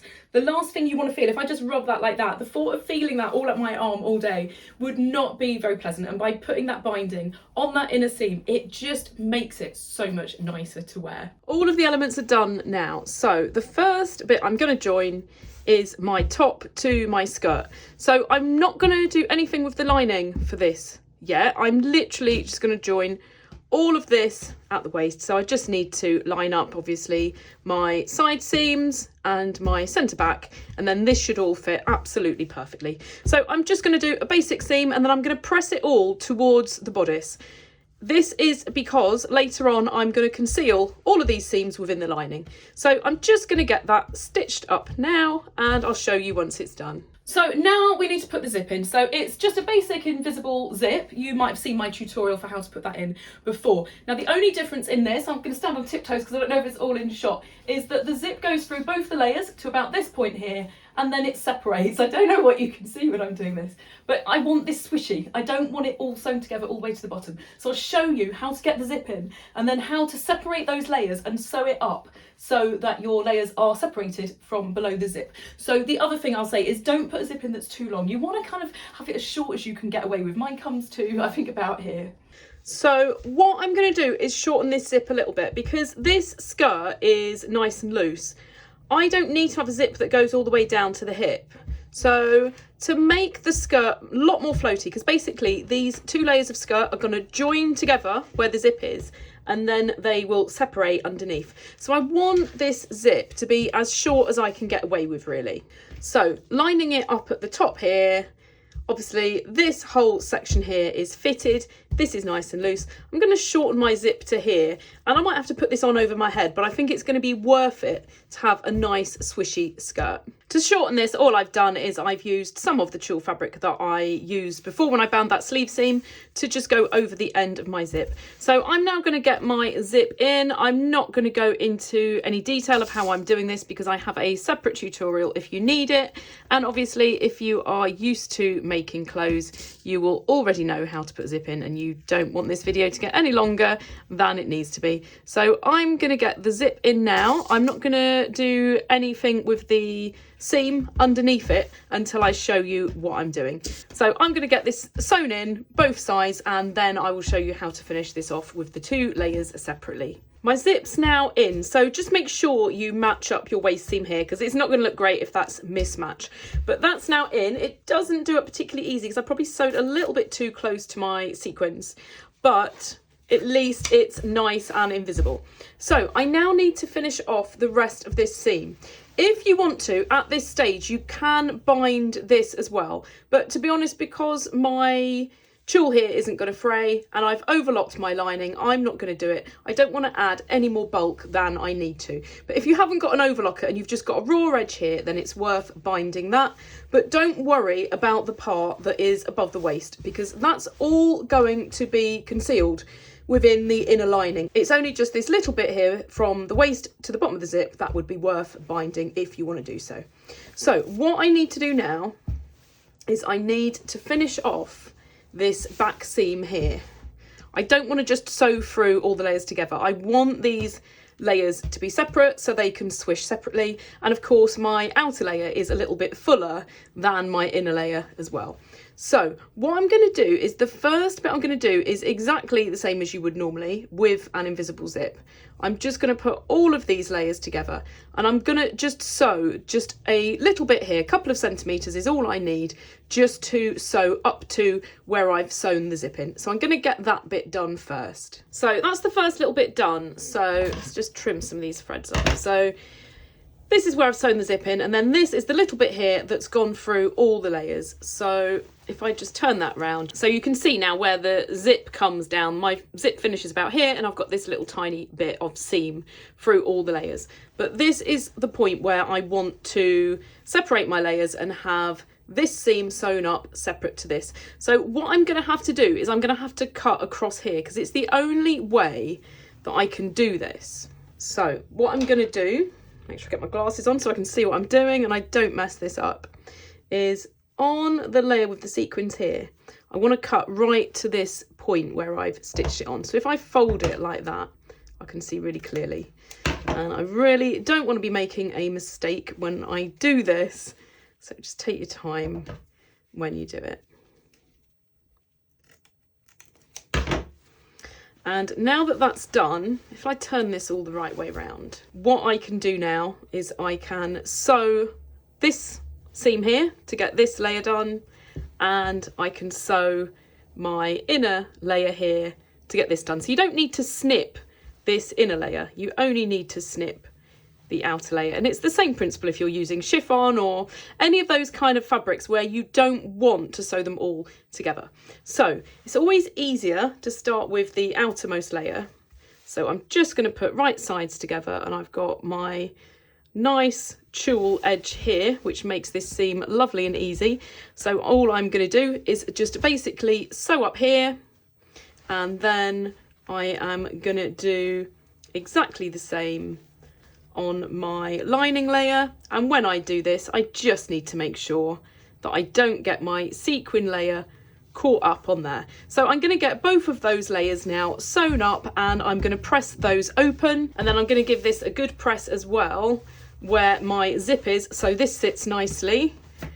I don't want to iron straight on here. I'm going to use a pressing cloth and just pull this open a little bit and press it, and that should help as well when I do my zip up, because my sequins are incredibly close. I just didn't want any kind of gap. You can sew a little bit further away from your zip teeth if you want to. I used an invisible zipper foot to sew really close. You could use just a regular zip foot if you want to get this sewn up a little bit further away. It just means you might see a little bit of the zip tape. And this is how it looks. So I've got my zip going down to, I think it's about here, and obviously you can't see where it goes from zip to seam. That is the whole point.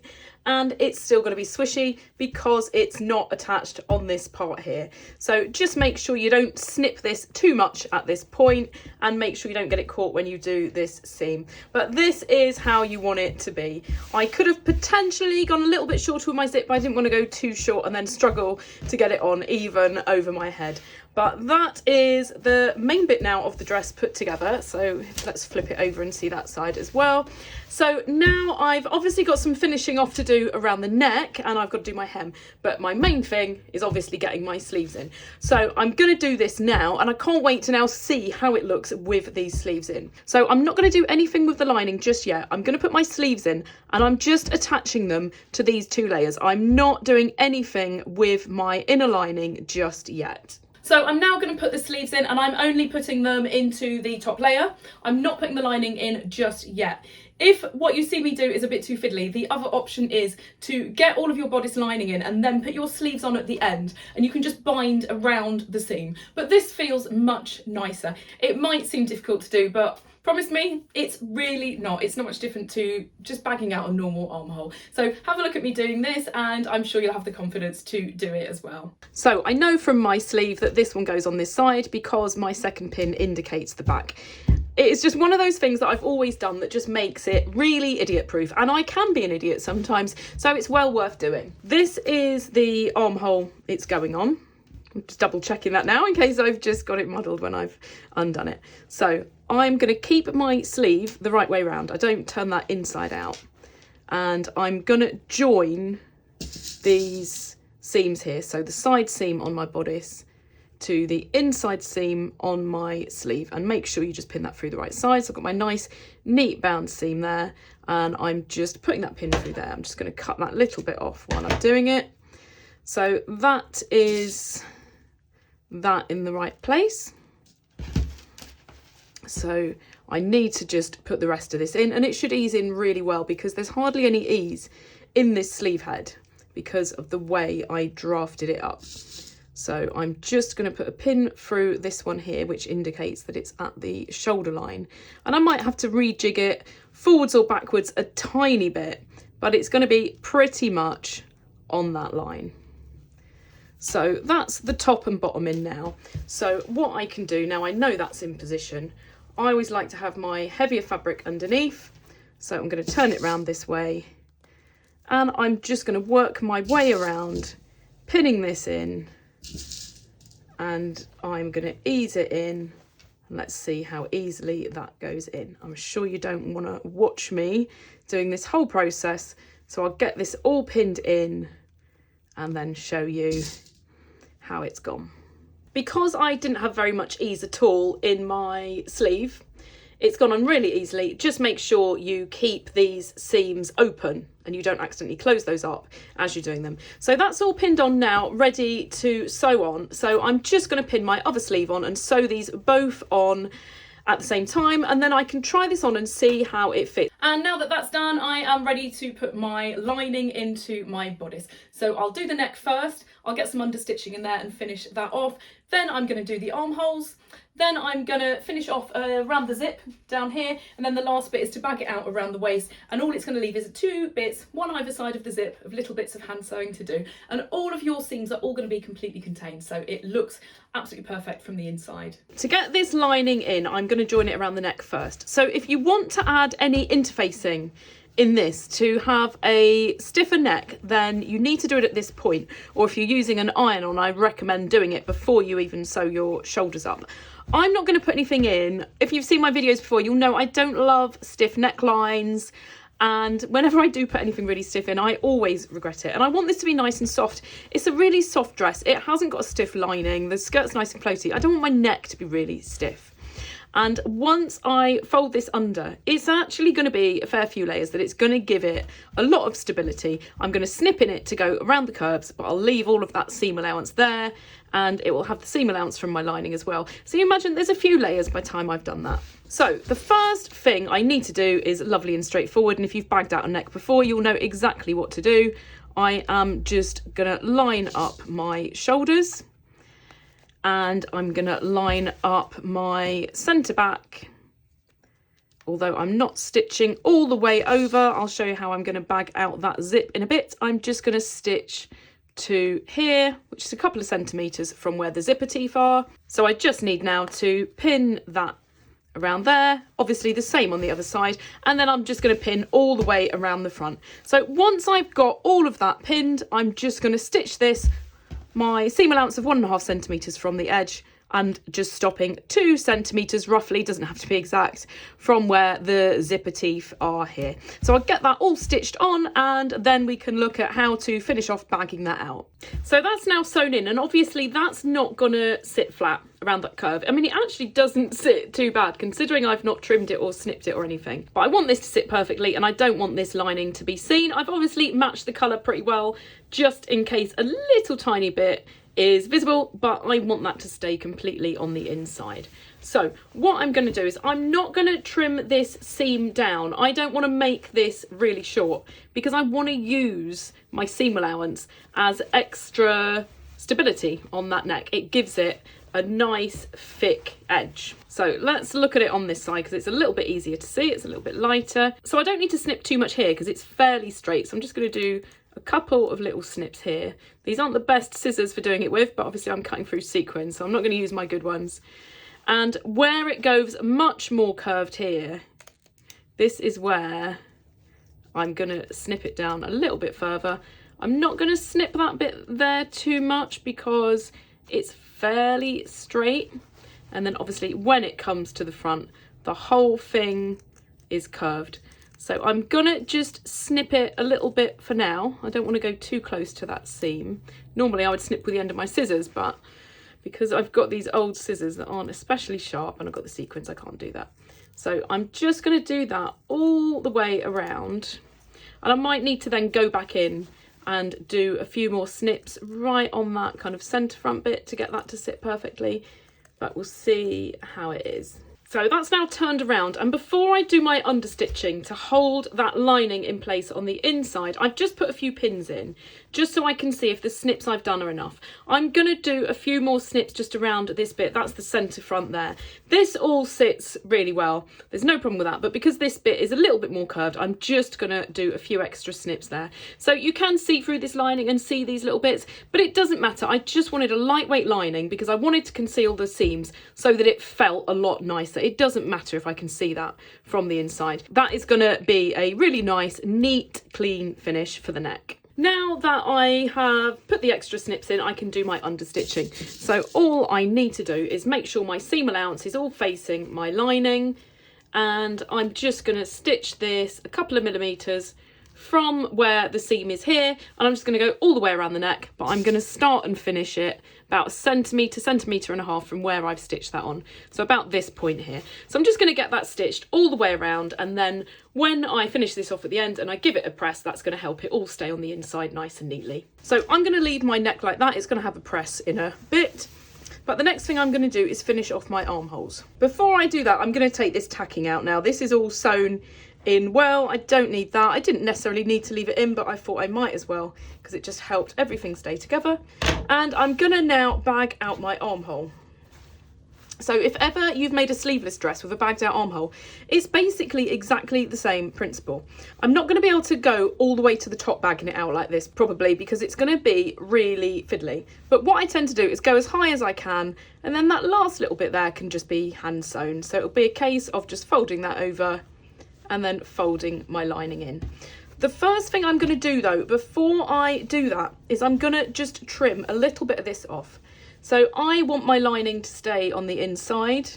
So I want my lining to be slightly smaller than my outer. So I'm just going to trim a little bit off. I'm not going to trim any off here, but this bit here, I'm just trimming off. It's about 3 millimeters. And I'm just going to go all the way around. And if where I trim it from the shoulder, it means that seam is no longer fixed, then I can just re-sew that. But actually, I did some back stitching on that and it's absolutely fine. So I'm just going to get that trimmed around to the same kind of point on the back as well. And then I will do the other armhole and then I can start sewing this on. What I need to do then is put the right sides together. And I need to make sure I don't get my sleeve caught while I'm doing it. So I'm just putting my pin through there. Right sides together of the bodice bit. The sleeve's obviously in the way so you can't see it, but I know that's going to be the right side. And I'm just putting it through that seam there so it comes out the other side.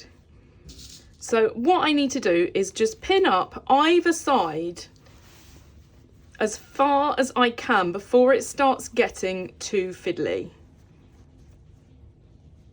So what I'm going to do one side and I'll get that stitched, and then I'm going to go back around to the other side and get that side done. But before I stitch anything, I want to make sure that it's laying nice and flat. So I'm going to get a couple more pins in here first, and then I'll turn it around the right way, and I need to be really careful I don't knock the pins out as I do it, and then I can double check it. So that's kind of as far as I think I can go before it starts getting too fiddly. So if I now turn that to the inside, you can see there, that's going to be a nice neat finish around the armhole. So what I want to check is that once I get to the top, this little bit that I'm going to hand stitch up here, I need to make sure that nothing is pulling, and that looks pretty good. So I can now get that bit sewn up, and then I'm just going to do exactly the same as I did on my neck, and I'm just going to snip into the curve so it lays nice and flat. So I basically just need to do that on this bit that I've just done, and then going around the other side of this armhole. So at the moment this is the front armhole. I need to just do the back armhole as well. I've realised I can get a little bit further up there. Sometimes you can get all the way to the shoulder seam, no problem. It just depends how wide the shoulder part of your dress is, and I've gone quite narrow. So it's going to be a bit fiddly to get all the way to the top. So I'm going to get that stitched up. I'll get the snips in there and I'll show you how neat that looks when it's sewn up. So I've got that bit now sewn up, so I can pull this out now without worrying about the pins to see how it looks. I just need to, before I do any snipping, just double check that still lines up at the shoulder, which it does. So I can go back in now to the inside and I can do my snips just like I did on my neck. I don't need to worry about snipping at the shoulder point that I'm going to hand sew because that bit is straight anyway. These scissors are not great for doing this. I'm going to persevere. So I'm going through quite a few layers now because I've got both lining layers. I've got the sleeve, I've got the sequin layer on the bodice. There's quite a few layers here. So I'm just putting those snips in so that that lays much better when I turn it around. So let's see how much better that is. And there we go. That sits really well, and then once that's pressed it's going to sit even better. And because I trimmed a little bit off the lining on this side, you can see that the lining is slightly smaller than the outside, so it's going to prevent the lining poking out the outside there, and obviously make sure you don't get this sleeve caught up. And then the only little bit I'm going to have to hand sew is this last little bit at the top. But before I do that, I'm going to do exactly the same on this side to get that finished, and then I'll show you how to finish off this last little bit. So I'll get that done and I'll do exactly the same on the opposite armhole. So that's both armholes now pretty much bagged out. It's all the bottom part and most of the way to the top. If you've got a wider strap part here, you can go all the way round, but because mine goes quite narrow, I'm not going to try and do it. It's going to be way too fiddly. So I know from where I've stitched this that that's where that needs to turn over there, and I've got 1.5 centimeters to turn under on my lining part, and that just matches up there. And then all I need to do is just hand sew this last bit, and if I need to I can always snip into this bit here to make that lay flatter as well, but it's obviously a little bit straighter at the top. As my lining doesn't have any give at all, I'm going to put a couple of little snips just at the top here just to help it sit flat. I'm not going to do it on my other fabrics because obviously the sequin fabric has got plenty of give, and my main lining fabric, this one, has a little bit of give here to help that lay flat, but it's also going to help it keep some structure.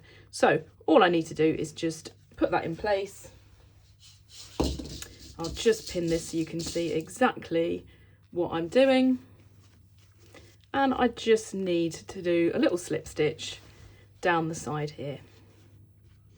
And once I've done that on both sides, that's my armholes complete. So if you think this is a little bit too fiddly for you, your other option is to just join these all the way around so you've got all the raw edges showing, and then you can just trim your seam allowance a little bit and put a binding on it. That is something that you see quite often in factory made clothes because obviously this is more time consuming and fiddly.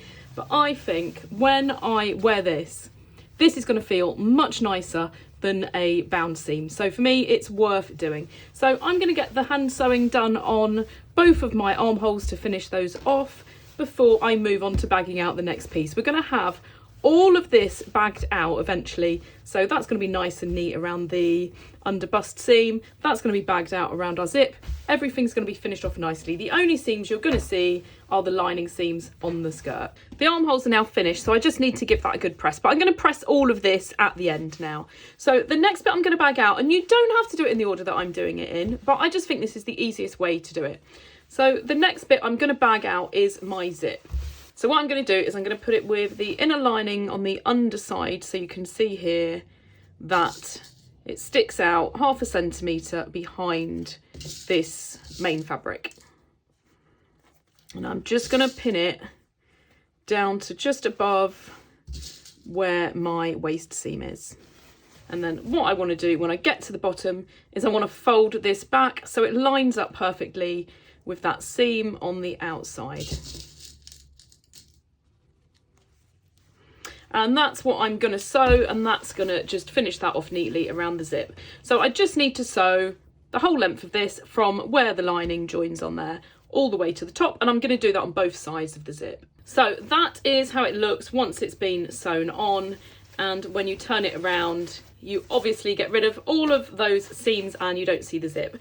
And that's why I said if you're binding your zip down here, you only need to do that bit, because the top bit is all now completely concealed. So all that's left to do is just finish off this little top bit here.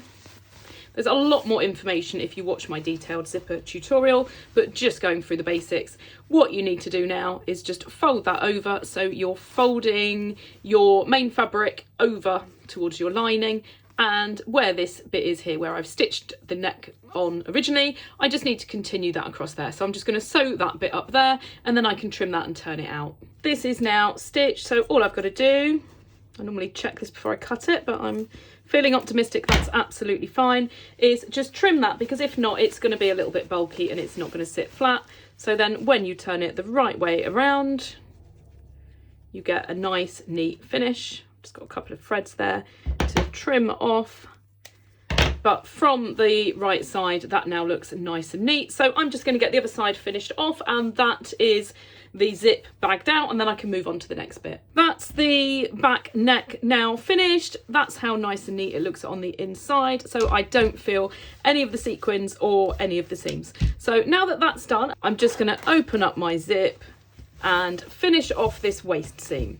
So what I need to do is make sure that this lining doesn't poke out. So if I just sewed this in the wrong place, you can imagine once it's on, that's going to push up and you're going to see the lining. You really, really don't want to.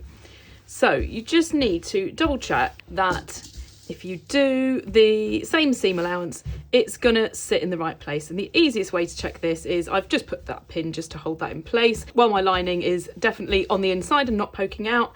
And then I just need to look at this and just make sure basically this edge lines up with this edge. And if it sticks out a little bit, so I've got a little tiny overlap there, which is kind of what I expected. This is what should happen because you've got it sitting lower here. So what I'm going to do, I could trim this off all the way around, but I don't really want to trim through all of these seams and have to reinforce them. All I'm going to do when I'm sewing it is have my lining just sitting slightly over from my other fabric here. So what I'm going to do, let's just look at half of the dress. So that's my side seam, my back and my front. I want to bag out as much of this as I can on the machine and leave just a little bit here to hand sew. So I'm going to start in the middle here. So what I need to do is I need to sew this bit to this bit here, and all this seam will be concealed. So the easiest way to do it, to make sure you've got it right, is to just grab it from the inside. So I've got both those bits there. Don't worry about the positioning, any of that stuff at all at this stage. And I'm just going to put a pin in there just so I don't lose where I've got that. And then I'm going to put my lining underneath. I normally prefer the lighter fabric on the top, but because I'm going to have my lining sticking out very slightly to help it stay on the inside. I want it underneath. And all I'm going to do to start with is sew from dart to dart. So I need to go through here, and then I'm going to go through where the dart is on my lining. I'm going to make sure it's sticking out a few millimeters from there. It's around 3 millimeters, which is actually exactly what I cut off when I did the armhole, which I was doing exactly the same thing with. So I'll just do exactly the same on this side. And now I can take that one out because that was just very rough. And I can just pin this between these two positions. So that bit now is ready to go. And I'm just going to sew it exactly where this stitch line is here. I'm going to try and sew literally just next to it. So not even a millimetre across, but just not through those stitches. And I'm going to try to do the whole of my front in one go. So it all depends how soft your fabric is really as to whether you can do it. So I won't make you watch me do this, but I'm going to see now if I can pin the whole front and sew this in one go. I've managed to go from side seam to side seam, and it's really bunched up, so I'm not even going to try and turn this around to show you how it looks till it's sewn up. So I'm just going to sew this now, like I said, right next to the seam where I have joined the bodice and the skirt together with the main fabric, and then I will show you how it looks. I'm not going to trim any of these seams. I'm going to leave them exactly as they are. So I'm going to get that sewn up now. Right, so I've got that sewn up. I've not turned it around to see how it looks. So let's have a look, and that should turn around absolutely fine. It's going to need a little bit of an iron now because it's got crumple because it was so bunched up. But you can see now that I have contained all of those front seams and it looks much neater. I need to make sure I've not left any pins in there before I seal all of this up. And just double check at this stage on the outside that your lining doesn't come out. That should hold your lining in really well so you don't see any of it here. So the last bit to do is this bit at the back. So I'm going to sew as much of this on the machine as I can. I'm hoping I'll get as far as the dart, but let's just see. And then it just leaves the last little bit to hand sew. So I just need to go back to the inside and just do exactly the same. That was a little bit tricky, but I've managed to just about turn that around enough to get as far as that dart. So I'm going to get that sewn up and I'll do exactly the same on the other side, and then I'll show you how that looks. I've turned this inside out now so you can see it. So that's obviously now all bagged out as much as I can do. I've got all the way up to the dart. I didn't quite make it on that side. For some reason that side was more fiddly. I have no idea why. And all I need to do now, I've trimmed this a little bit to neaten that up. And obviously if you're binding it, get that done now. And all I've got left to do is just this little bit here from the zip to the dart that just needs to be hand sewn. So I'll get that done. I feel like that bit has come together really quickly. So hopefully you don't find that too difficult, but you'll be really happy with the finish of that. It's gonna feel really nice to wear. So at this stage I needed to decide what I was going to do with the cuff. I had originally thought it was going to be a little bit deeper. I thought maybe I was going to do it in a satin, something like that. But you can see in the end I just kept everything the same fabric. I didn't want to break it up. I just love how sparkly it is. So I kept that, and then I can't really turn it because it's a bit tight. Oh, there we go. So there is just a lining on the inside so you can't feel that against your skin. And I've done it as narrow as I can get away with because obviously I've got all of this gathering up that needs to go in it, and I need to make sure that fit in there. So I'll show you now how I made the pattern for the cuff and then how to put it all together. So all I'm going to do is I'm going to do my longest machine stitch that I can on here to gather it up and just see what looks nice. Usually when I gather something up, I do 2 rows of stitching and then I sew between those 2 rows, but it is so hard to even see this on here anyway that I have just done a single row. So those are my 2 threads from this side, and all I'm going to do is I'm going to just gather this up so that when I put it on I can firstly see if it hangs right. I need to check that it hangs nicely and it's not drooping down on the inside or the outside, and I want to work out what depth of cuff I want. I've got a feeling I'm going to go with something really skinny, and I need to work out how big this needs to be. I want it to be tight enough so it fits pretty snug to my arm, but I want to be able to get it on and off without having to have a button or anything like that. So what I can do before I even get as far as putting it on is just put my hand through here, and I can work out roughly, I know it's going to be roughly this kind of length, so I can put that there like that, and I can see if I can get my hand out with it pulled that tight, which I can. And now, got threads everywhere, it's hard to do this. I'm gonna just cut those a little bit shorter, and I'm gonna tie those up, and then I'll quickly put my arm in again to make sure that didn't move. And it's probably loosened off a little bit, but it's good enough for me to try on and see how it fits. And that looks great. So now let's make the cuff and get it onto the sleeve, and we're nearly done. So this is the pattern for my cuff. So basically I'm having to do two bits. I'm doing the sparkles for the outside and then the lining for the inside. So the length basically is just what the circumference of my cuff is, and the depth is what I think is the narrowest I can get away with to be able to put all of these gathers into. If I do it too narrow, it's just not going to fit. So mine is 22 centimetres long, and it's 1.5 centimetres deep, and then I've just added a 1 centimetre seam allowance around the whole thing.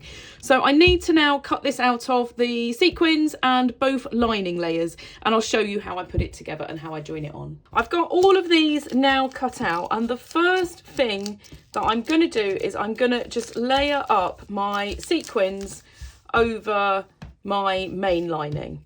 And what I've done when I've cut it out, I'll separate these. What I've done when I've cut it out is I've cut it, luckily I had some left on that edge there, and that's just going to make it a little bit easier when I do my seam.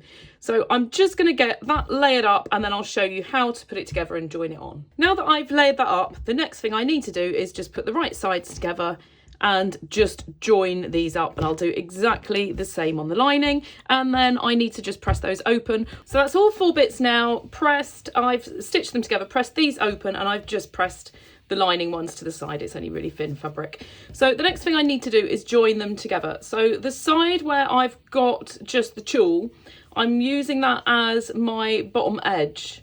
If you haven't got that, then it doesn't really matter, but I was just lucky I had that bit. So all I need to do is just put the right sides together, and I'm just going to pin this all the way around and get that sewn at 1 centimetre, which is the seam allowance that I've done. And then once that's sewn up, I will show you what's next. So this is how it now looks, and I'm going to trim my seam allowance a little bit, but I'm going to do some understitching first.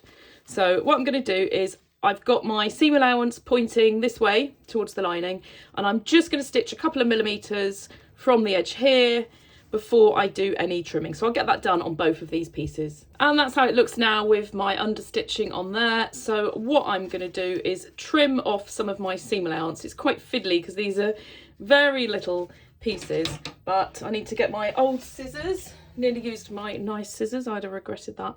And I'm just going to trim this off. It doesn't matter if I cut quite close because it doesn't need to be particularly strong. So I'm just going to get some of that excess off because I've got all the gathering from my sleeve, which is obviously quite a lot of fabric, that I need to squeeze into this little cuff. So any excess that I can remove is gonna help me do it. So I'll get this trimmed on both of these, and then what I'm gonna do as well is I'm just gonna press this so I've got a nice crisp edge. I've got my little cuffs now. I obviously need to make sure I can get them on. I was a bit worried then, I thought it wasn't gonna go on. So I need to join my sleeve to it. So I've already gathered this up. I just did it with a long stitch on my machine. If you look at my balloon sleeve tutorial, it goes into a lot more detail of how to gather this up if you want any more information. But rather than make this video too long, I've basically just gathered it up with a long stitch. So I need to join it now onto my cuff, and this is the bit that's going to be pretty fiddly. So I need to find the inside seam on here. It's hard to see anything, and I'm hoping it even shows up on the video at all. First thing I'm doing is just putting a pin through where the seam is on there and where the seam is on my cuff. My sleeve has got a 1.5 centimetre seam allowance, so it's going to overhang the cuff by a little bit. And what I want to do is just ease this on, basically. So the better way to do it is to turn your sleeve inside out, and then you're going to be able to put your cuff inside your sleeve, and you just need to take your time, basically, making sure that goes on nice and evenly. In hindsight, I should have trimmed a bit of seam allowance off of my sleeve before doing this, but it doesn't matter, it's only 1/2 centimetre. So I'm just going to pin that all the way round, making sure it's as even as I can get it. And then I will show you once I've pinned both cuffs on. Getting this caught up here as well, it's not helping. So I'm going to take my time getting that done. And that's how it looks. So I just need to now get that sewn on. So I've got that now sewn on, and what I need to do, I've just sewn that really rough. I've done it with a long stitch just in case anything went wrong. So you can see I've not even sewn 1 centimetre from the edge, but I just wanted to get it attached because with all the pins it's really hard to see. So what I need to do is just make sure it is even, because it was really hard to see with all the pins, and then try it on and make sure it hangs correctly. And then what I'm going to do is I'm going to sew from this side so I can get it exactly 1 centimetre from that edge. And I'm just going to have to be really careful when I feed it through that this doesn't get caught on the other side. But if not, it's going to be really tricky to see. So what I'm going to do now is I'm going to trim some of this excess off so that it lines up perfectly with that edge. And then I can go back around. Now I know that's okay. I did it with a long stitch because if it was wrong, it would be so easy to unpick. But I'm going to stitch this now properly. And then the last thing we're going to do is just hand stitch that in. So I am going to get this little bit done and I will show you. I mean, all I'm going to do is just cut all of that off so it's nice and flush, and then I can sew exactly 1 centimetre, and then we'll have a little look. And that's now trimmed and sewn on properly, and I'm not going to trim this seam allowance any shorter because there's a lot going on there and I don't want to risk anything as I wear it getting kind of pulled out because I've trimmed it too short. So you can see now that cuff's a lot neater and a lot more even, and I just now need to finish off by hand sewing in my lining. So I've got 1 centimetre seam allowance there. I'm just folding that under, and then I need to fold it to where that line is there. It's a little bit fiddly. I'm not even going to think about doing this on the sewing machine. Oops. I am just going to hand sew this to finish it off. So I'm just going to work my way around, take my time, make sure this is lovely and even. Obviously try it on and make sure it all looks perfect before you do it. But once that is hand sewn on there, that's my cuff finished, and the only thing left to do is my hem. So to do my hem, I am literally just gonna turn it up for this layer. You can put some kind of finish on it if you want, but I don't want to make this any heavier and I don't want to make it visible. I can literally just turn it up like that and stitch it. And I've already overlocked this, so I can just turn that up and stitch it. If you want any help with hems, I have put a link to my separate tutorial that shows you various types of hem.